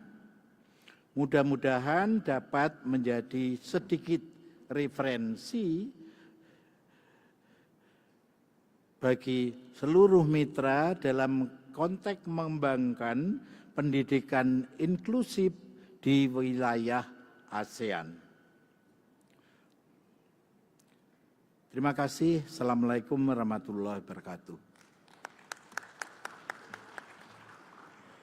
Thank you very much, Professor Dr.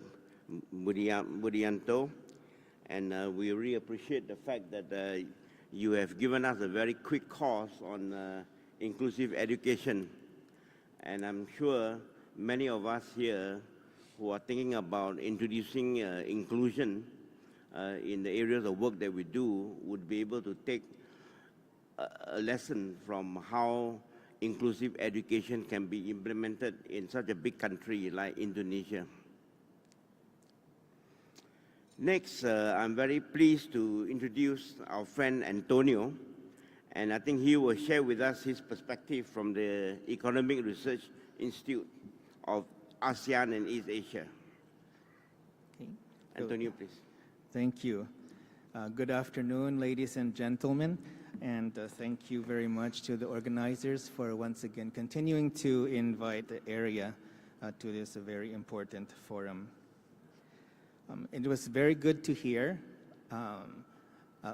about global, international, national, and the community initiatives. In fact, the policies, the policymakers, and all of the legislation that has to go into helping to protect and promote the good quality lives of our fellow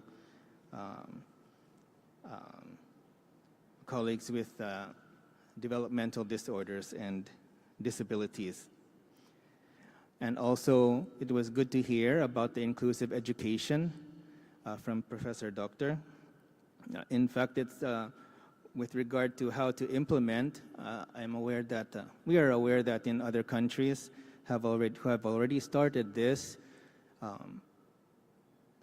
The quality education or inclusive education includes as well a good training for the educators, and in fact there are some requirements about licensing, just like educators' licenses. So there are special licenses not only for the healthcare professionals but also for the educators who will include these children, these students in their classrooms. But for area, we would like to take a step back to the family unit. We have discovered in our research that, of course, awareness of developmental disorders and disabilities is very important, and we engage in research and dialogue in order to find out more data information with regard to how to benefit from awareness. And in our recent study, which involved Indonesia, the Philippines, and Vietnam, through interviews, surveys with families of the children and the students with disabilities, we discovered several things, and the data that has been put together, the information has been collected and gathered into a guidebook. And the reason I mentioned the family earlier is because what we discovered is, of course, it all starts at home. We start with the family at home, and then the community, and then, as Professor Doctor mentioned, education in school. So in the family, there are practices, best practices. So the first, of course, the first challenge is the family. And the opportunity, however, is that through our collection of data, we're able to put together a guidebook for parents. And this guidebook is going to be published the next year, 2024. And the project report submitted to ASEC, SOMSWAD, and hopefully can be shared to expand to other members, ASEAN member states. Okay. In this guidebook, for those who are interested, there are several points that are made in terms of best practices. One is find and praise children's good points, using behavioral understanding, the ABC analysis. And those who are not familiar with ABC analysis, it's the antecedent behavior, the behavior itself, and then the consequences of the behavior. All need to be observed in order to understand the child. Third, the environmental adjustment. So, for example, if we're going to include the students in the school, of course, they have to be adjusted first to the environment, even before meeting fellow students. Fourth, dealing with the children's inappropriate behavior. Fifth, making correctional behavior, but with easy instructions for children to follow. And lastly, classifying the children's behavior into 3 behavior types. And we hope that having fallen back first into the family to enhance the awareness of the parents first, that this research can help to move forward with the Developmental Disorders and Disabilities Forum. Thank you. Thank you very much, Antonio. And after hearing the remarks made by our 4 panelists, I'm sure we want to now invite our discussant, Robert Na, to share with us his views on what has been mentioned so far. Robert? Thank you, Mr. Chairman. Thank you very much for having me here on behalf of Ombudsman, of Republic of Indonesia to give my comments, but my apology that I would deliver also my comments in Bahasa just to make it clear for the participants. Bapak Ibu semua, Assalamualaikum warahmatullahi wabarakatuh. Selamat sore untuk kita semua. Saya punya beberapa komentar, ada 3 atau 4 poin. Pertama adalah dari presentasi 4 pembicara, izinkan saya untuk kembali menarik kita semua pada satu perspektif dalam konteks pelayanan publik. Ombudsman sebagai lembaga negara mengawasi pelayanan publik, mengajak kita untuk meletakkan soal disabilitas ini dalam perspektif hak asasi dan pelayanan publik, bahwa disabilitas adalah pertama-tama wujud keberagaman manusia. Sebagai wujud keberagaman manusia, maka upaya untuk pemenuhan 1, 2 perlindungan, 3 pengakuan atau penghormatan itu harus diletakkan dalam konteks negara, mau pemerintah pusat maupun pemerintah daerah, untuk mewujudkan ini sebagai pemenuhan hak konstitusional warga. Di Indonesia kita punya Undang-Undang Dasar 45 yang mengatur secara tegas bahwa adalah hak setiap warga untuk mendapatkan perlakuan khusus. Demikian juga dalam Undang-Undang Pelayanan Publik juga diatur bahwa setiap warga negara juga mendapatkan perlakuan khusus. Ini adalah Undang-Undang Dasar maupun undang-undang yang dipakai di Indonesia. Karena itu kemudian pemerintah pusat maupun pemerintah daerah di Indonesia ketika memenuhi hak asasi dalam wujud keberagaman tadi, maka penting sekali untuk tidak membuat kebijakan-kebijakan yang sifatnya segregatif, kebijakan yang justru memisahkan. Yang tadi Prof. Budi sampaikan itu sangat penting di dunia pendidikan pun, bahwa kemudian para penyandang disabilitas masih kemudian mendapatkan jalur pendidikan di sekolah-sekolah khusus. Mestinya ini sudah mulai dikurangi, dibawa ke sekolah-sekolah umum yang inklusif, tapi harus dipastikan terpenuhinya jenis akomodasi yang layak. Problem kita di sana. Kita berharap tidak ada kebijakan segregasi yang melihat disabilitas sebagai suatu kelainan, yang melihat disabilitas bahkan sebagai kecacatan, tetapi kita sendiri juga masih belum bisa memenuhi jenis akomodasi yang layak yang paling minimum agar kemudian dia bisa inklusif secara sosial berada pada dunia pendidikan yang umum. Ini tantangan kita. Itu poin pertama yang tadi saya lihat dari presentasi, terutama dari Prof. Budi. Kemudian kedua, Bapak Ibu sekalian, kalau melihat milestone yang ada, yang sedang kita bahas hari ini, itu adalah cerminan dari komitmen global, apakah pada tingkat United Nations maupun juga pada konvensi-konvensi yang lain dan bahkan SDGs begitu. Dan komitmen global ini harus diterjemahkan pada instrumen kebijakan di tingkat nasional. Kita sudah punya itu juga. Saya di Asia Tenggara, Ombudsman punya beberapa negara yang menerapkan atau memiliki Ombudsman juga, Thailand, juga Filipina, kuasi Ombudsman di Malaysia dan sebagainya, kami berinteraksi begitu. Tetapi tantangannya saya kira adalah bagaimana membuat komitmen global, konvensi-konvensi internasional, dan kemudian dokumen master plan di tingkat regional Asia Tenggara itu bisa dijalankan di tingkat lokal.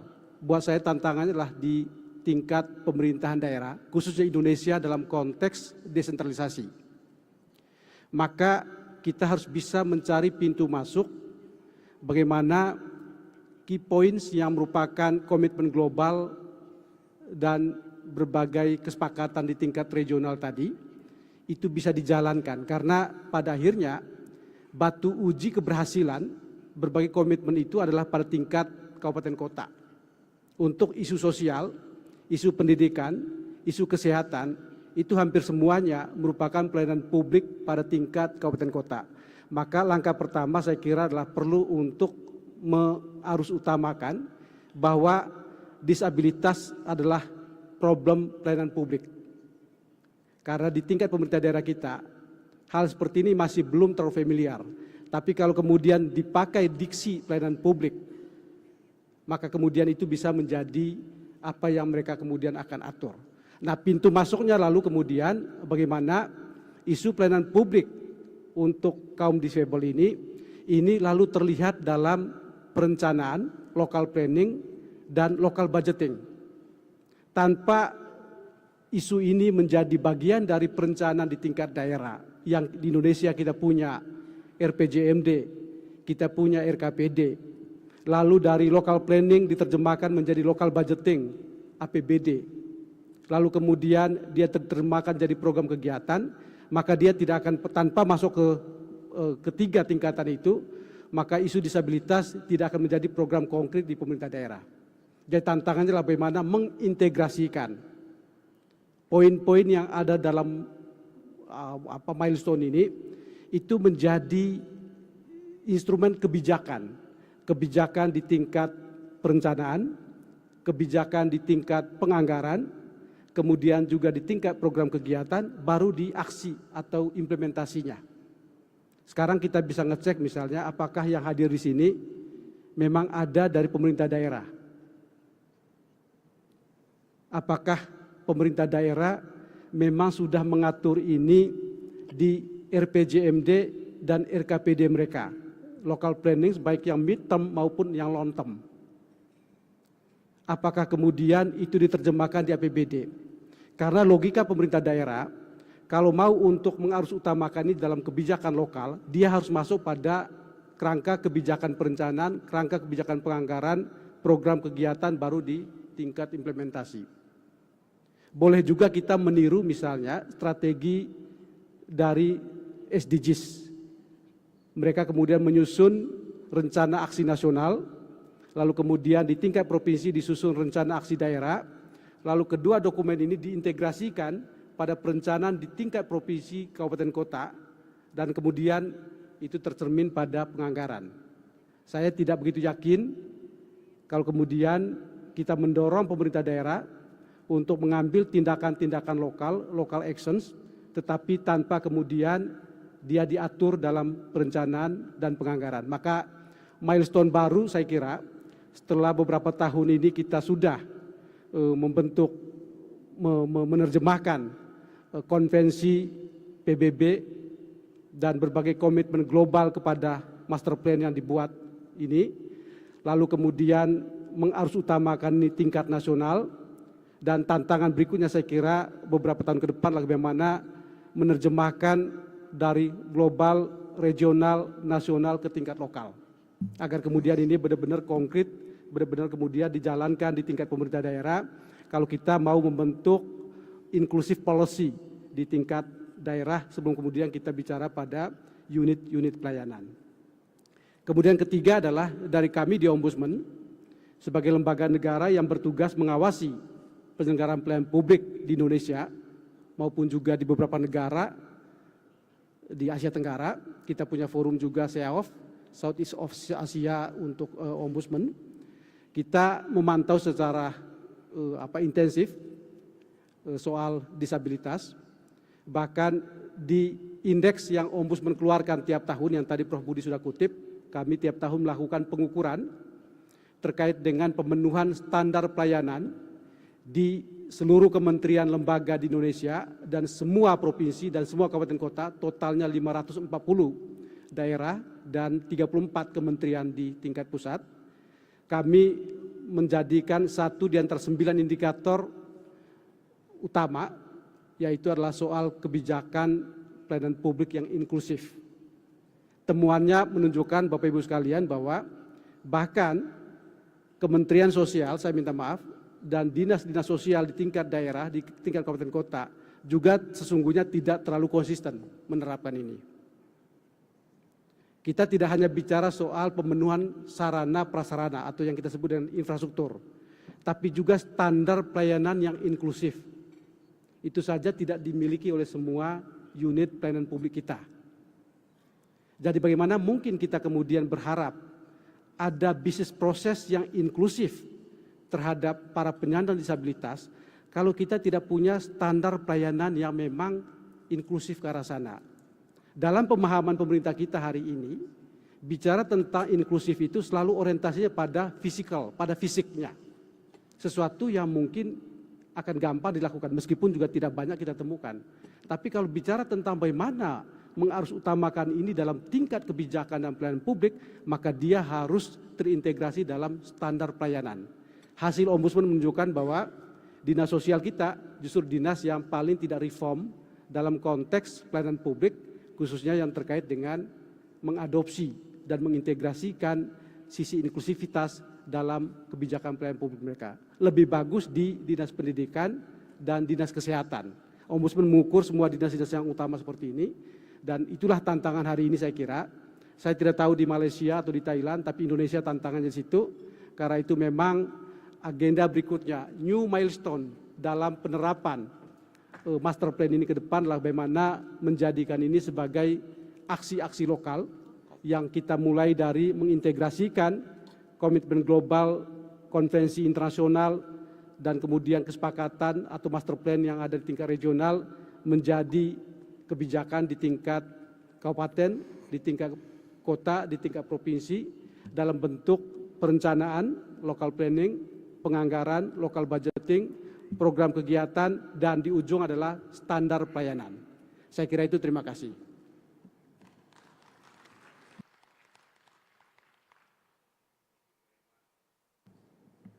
Thank you very much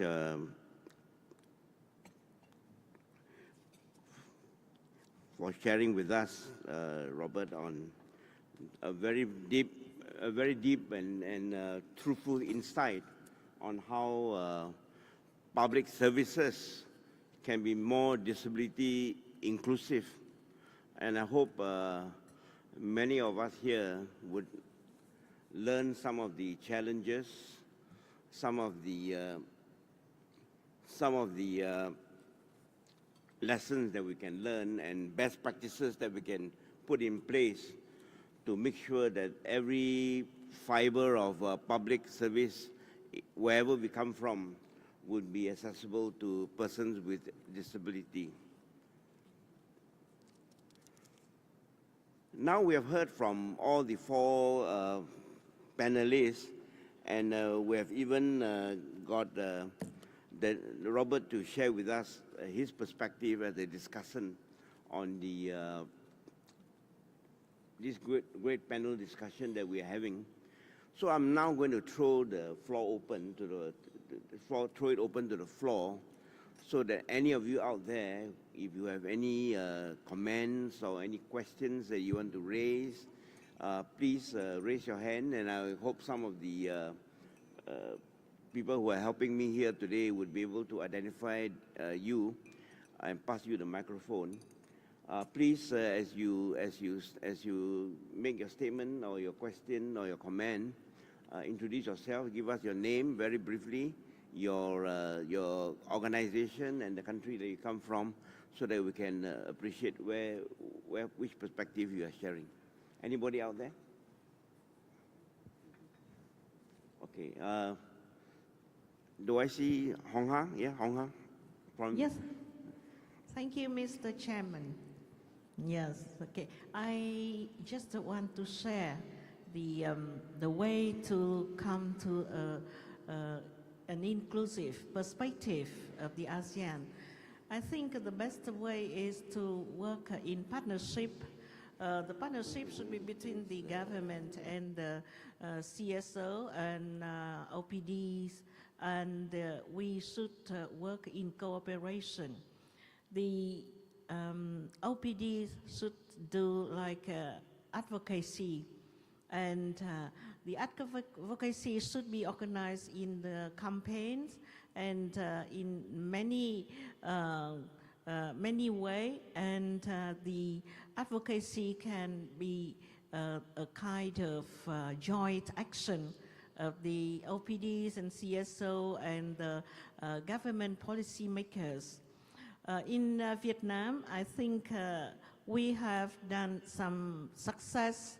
Yeah, we have had some success in working together with the government. First of all, for the master plan 2025, the DPOs, the OPDs first did the advocacy, and then we can gain the cooperation from the government, and now the government come to listen to us, and the voice of people with disabilities have been listened, and some actions have been taken, and we have some successes in the health and education. The Ministry of Health in Vietnam has done has made a lot of efforts to help people with disabilities, and they got the participation of people with disabilities as well. So we can get in a very close partnership, and the partnership and the cooperation. And the Ministry of Education and Ministry of Social Affairs now are very much interested in taking us as the partners to do the consultation with when they have some changes and some policies. So I think this is the best way to get to an inclusive society, and we can share with the partners that the perspective. Thank you very much. Thank you very much. And that was Ms. Hong Ha, who is the director of the Hanoi Independent Living Center in Vietnam. And we really appreciate you sharing your perspective from the Vietnamese viewpoint. And she is also our ADF, ASEAN Disability Forum focal point in Vietnam. Can I have somebody from the right-hand side who would like to make a comment or raise a question?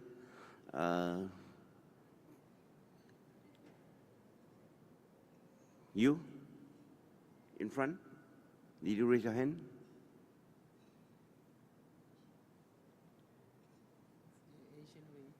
No. They're all very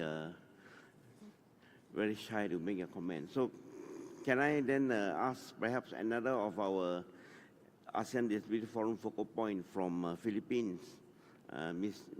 Jennifer Gracia, to make some comments. Jennifer.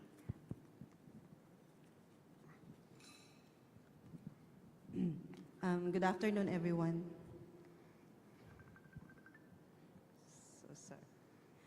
Okay, my name is Jennifer Garcia, and I'm from the ADF Philippines, and at the same time, I also work for the Call Foundation, the organization in the Philippines, working on the advocacy for the implementation of the ASEAN Enabling Master Plan 2025. Just to share with you what is the status of the implementation of the master plan in the Philippines, I'm very proud to tell you that our government is very supportive with this framework. Call Foundation had a very close coordination with the Department of Social Welfare and Development, and at the same time to the national government agencies like the National Council on Disability Affairs, which is also under the umbrella of the Department of Social Welfare and Development, which is the Ministry of Social Welfare in the Philippines. With regards to the advocacy, the Call Foundation has really maximized the social media advocacy, wherein our advocacy started during the pandemic, so it's quite very challenging and difficult to promote the master plan since it's a new framework, but it's a good thing that we have this social media platform that we were able to use. And surprisingly, the pandemic was an opportunity for us to share to the public if what is it all about, what is it advantage for the disability sector. So we've done like, actually we are the first organization in the Philippines who conducted an online forum with regards to the ASEAN Enabling Master Plan. We were trained by our partners, the IFS Agenda, on how to conduct it, and we're able to share it also with the other national government agencies, the skill that we had. So we are very thankful that our government was also supportive with our advocacy in terms of the promotion or uplifting the rights of persons with disabilities in the Philippines. In fact, one of the national government agencies has this initiative to provide ICT equipments to all government units, local government units in the Philippines, just to ensure that the data of all the persons with disabilities in our country will be uploaded in our Philippine registry for persons with disabilities. We have this system managed by the Department of Health and also in collaboration with the National Council on Disability Affairs. Through that agency as well, which is also from under the umbrella of the Department of Social Welfare and Development Office, the organizations of persons with disabilities were federated up to the national level, and even up to the very grassroots, the barangay level. We have the organizations of persons with disabilities to ensure that each of their voices will be heard and each of their issues and concerns will be addressed. So I think the partnership between the person with disability and the government in the Philippines is vibrant and very promising, and we really hope that in the future we will be having a more established, more collaborating relationship with them. So thank you. That's all. Thank you very much, Jennifer. Can I invite some more comments from the floor? Is there anybody who would like to say something, raise a question, make a comment, make a remark? Please raise your hand. And while our friends are going around serving you your afternoon tea, please feel free to partake of your tea, and then we can proceed on with this session. Somebody there? Wana, former ED of ASEAN Training Center. Good afternoon. Assalamualaikum, selamat sore. Not all disabilities are visible. Growing up with mental health, special need, cousin. Mental health is part of disability, and today is World Mental Health Day, so I'm going to speak for them and ask a couple of questions. Okay.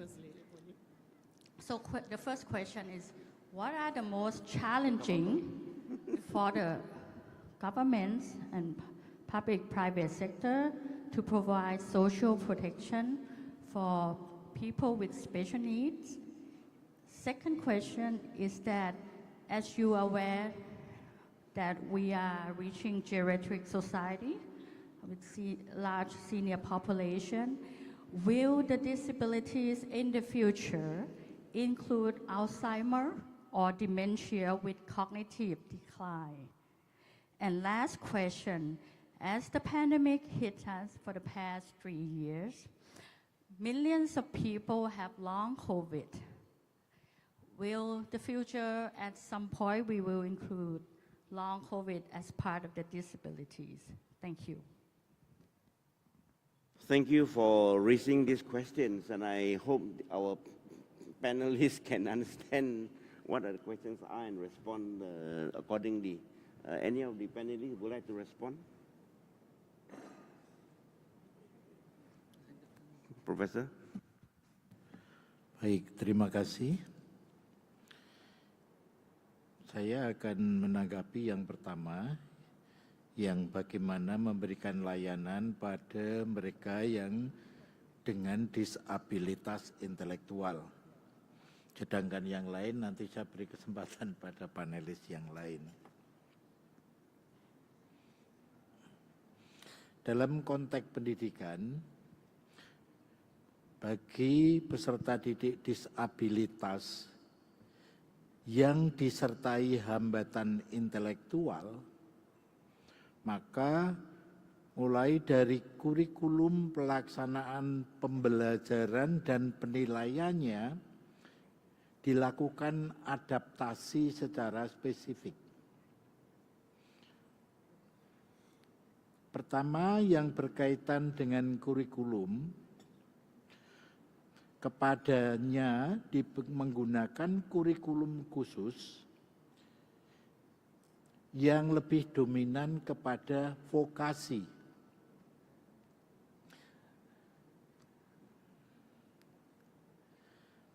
Pada awal pembelajaran tahun-tahun pertama,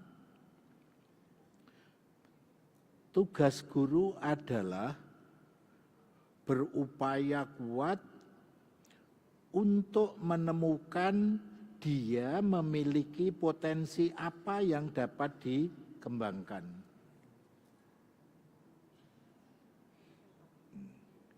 Karena bakat spesifik itu saja cukup untuk mengembangkannya. Padanya tidak perlu dibebani materi-materi lain yang bukan kapasitasnya. Selanjutnya dalam pelaksanaan pembelajaran, otomatis kita menggunakan pendekatan individualized educational program yang berlaku secara individu. Sedangkan untuk tahap akhir penilaian dan tindak lanjut,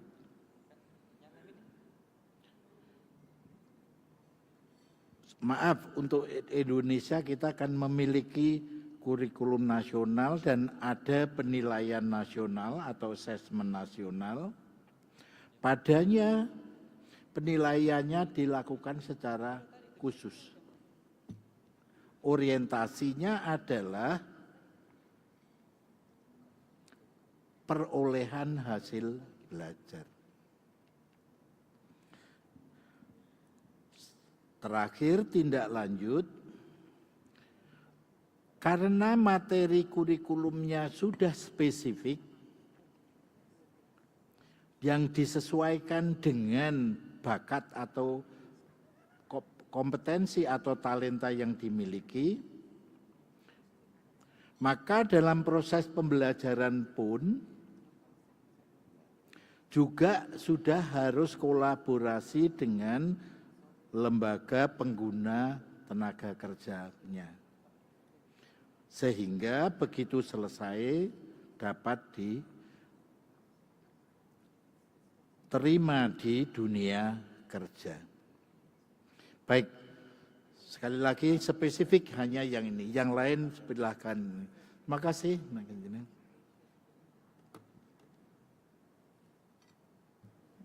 Thank you, Professor. For the next question, Robert will comment. Antonio. Anton. Oh, just a clarification about AREA. AREA is Economic Research Institute for ASEAN and East Asia, but we have 4 specialty units, and one of them is healthcare. So I am not an economist doctor, medical doctor. Okay. So to respond to the questions, first, again, based on our experience, and as you know, AREA is very much integrated with Japan. The experience there, and as well as what we have experienced so far in Southeast Asia, is that the answer to number 1 would be politicians. Okay. If you're going to have a strong movement, a strong lobby for developmental disorders and disabilities, then either of 2 things that have happened in history. One is that the politician who you have a contact with has some experience in developmental disorders and disabilities, either he or she, himself or herself, or members of the family. Second, the lobbyist will have a very strong intimate contact with a politician. And so it's oftentimes not solely because of the goodness or the,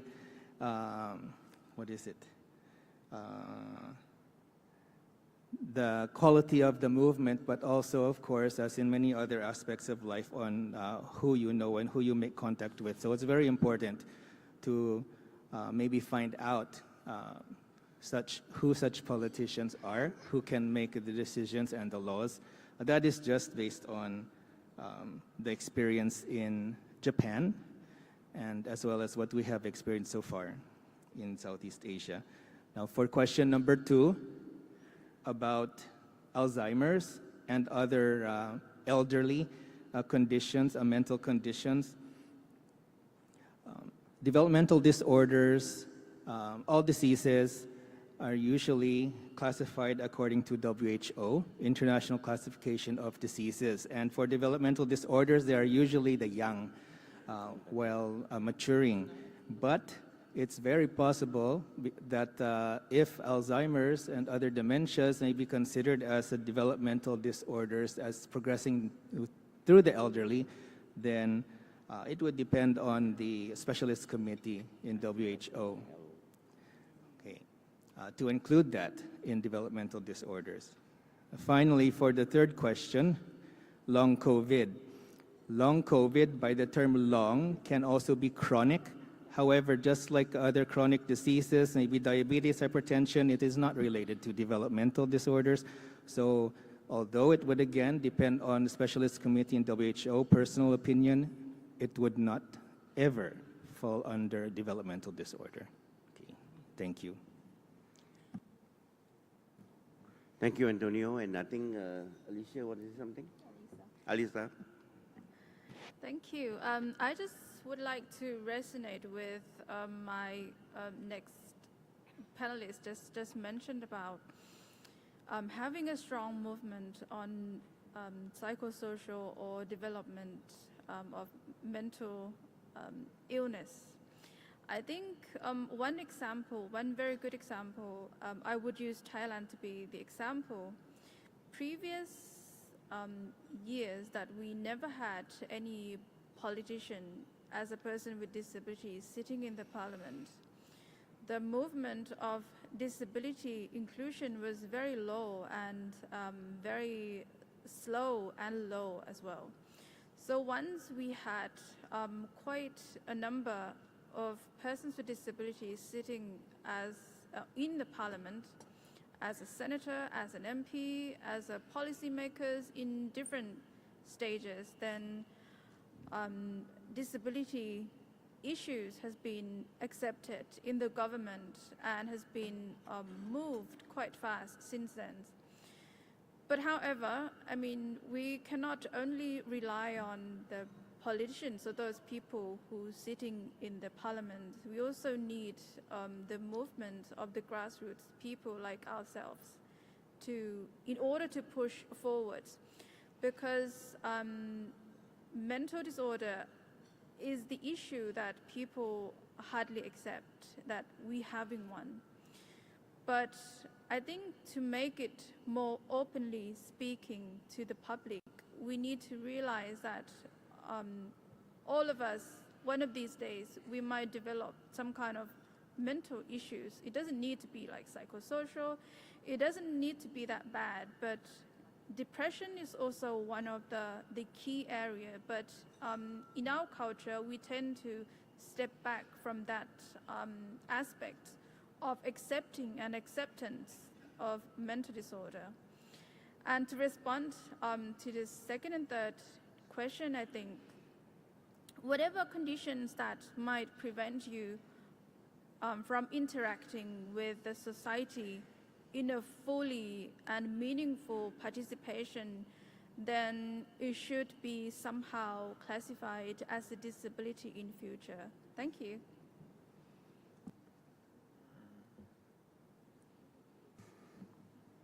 Alicia, thank you so much for highlighting the often neglected subject of mental health issues.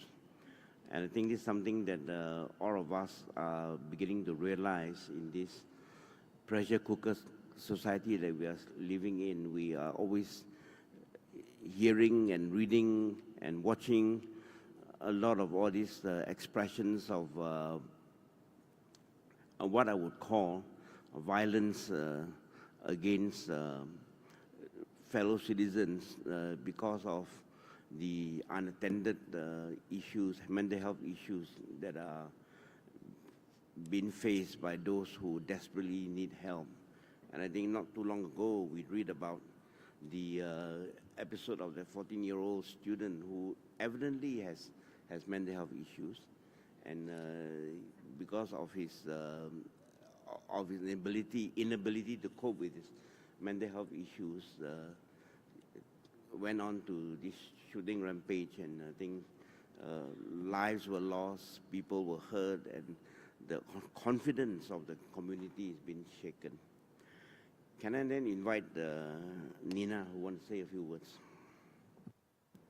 Thank you, PT. What I want to say is actually when it comes to transportation, though that it's not been seen that it's a major focus for the time being, but my advice is if you are developing any transportation hub or any facility for transportation, please do early intervention. So by doing that, there will be the cost will be more effective, and then it will facilitate for PWD to have more access so that they can go for treatment, they can go to hospital, to school, and to work. It might be a long journey from now, but then that will be the best way to do. And please get the opinion from the stakeholder, which actually the person with disables and also the service provider. So that will actually help a lot in terms of facilitating the whole ecosystem, especially for the social and economic development of the country. Because in a nutshell, transportation is the backbone for the economic and social development of any countries in the world. With that, thank you. Thank you very much, Rina. And I think what you say echoes very well with what we face every day. I think sometimes and often we see the good things. Like for example, many of my friends will come to visit Singapore and they look at our transportation system and they say, wow, it's so good, you know, and why can't we do it? But let me remind every one of you that Singapore did not get to where we are overnight. It took a long journey for us to get there. And I think those of us here who have been advocating a lot of issues for a barrier-free transport, a barrier-free environment, inclusive special education, inclusive public service, inclusive socio-economic research. We did not get here overnight. I think the first lesson we need to learn is that it starts with a small step, and we're able to bring people together. We're able to understand the needs of the people that we are trying to serve and help, and then we work together. And that's why I want to echo again what I said earlier before lunch about the 4 Ps, the people, the private, and the public sector partnership. Because it's very important for us to use this model of the many helping hands approach. Nobody is an island to itself. We can't achieve things overnight by ourselves. We need to work. We need the people with disabilities. We need the community. We need the government. We need the policy makers. We need the educators. We need the researchers to be able to bring us all together to make this place a more inclusive and hopefully a better place for all of us. So with these remarks, may I then draw this session to a close. Thank you very much for sharing your thoughts and giving us your valuable time to attend this session, and I hope that we can have an early rest so that we can get ready for our gala dinner tonight. Thank you very much, everybody.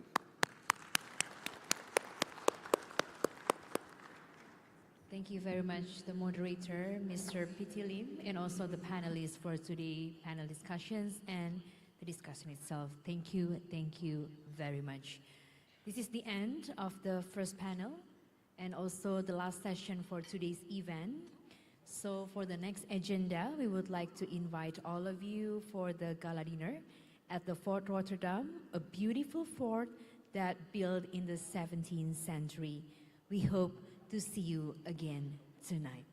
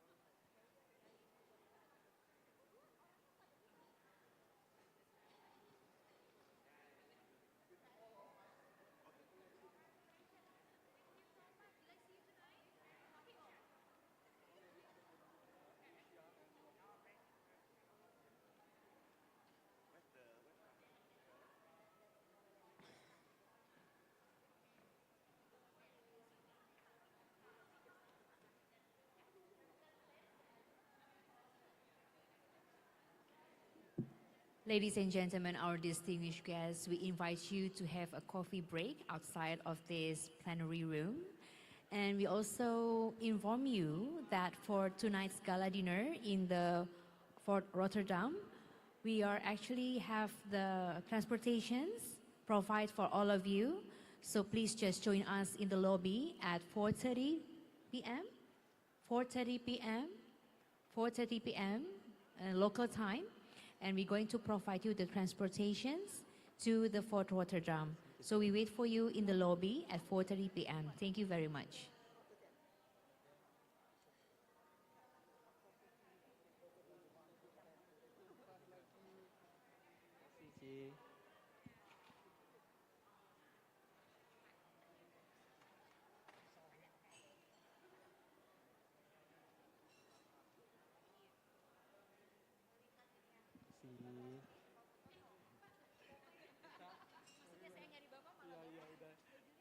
Ayo Mas, sorry.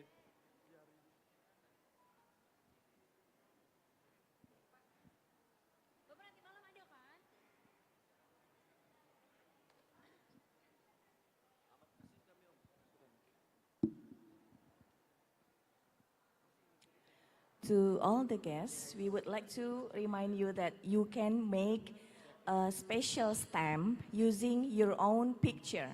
So you can take a picture with the Asian banner, or you can give the photo from your camera and then give it to our team in the front of the room, and then you can have a stamp with your picture. It's one and only in the world. Thank you.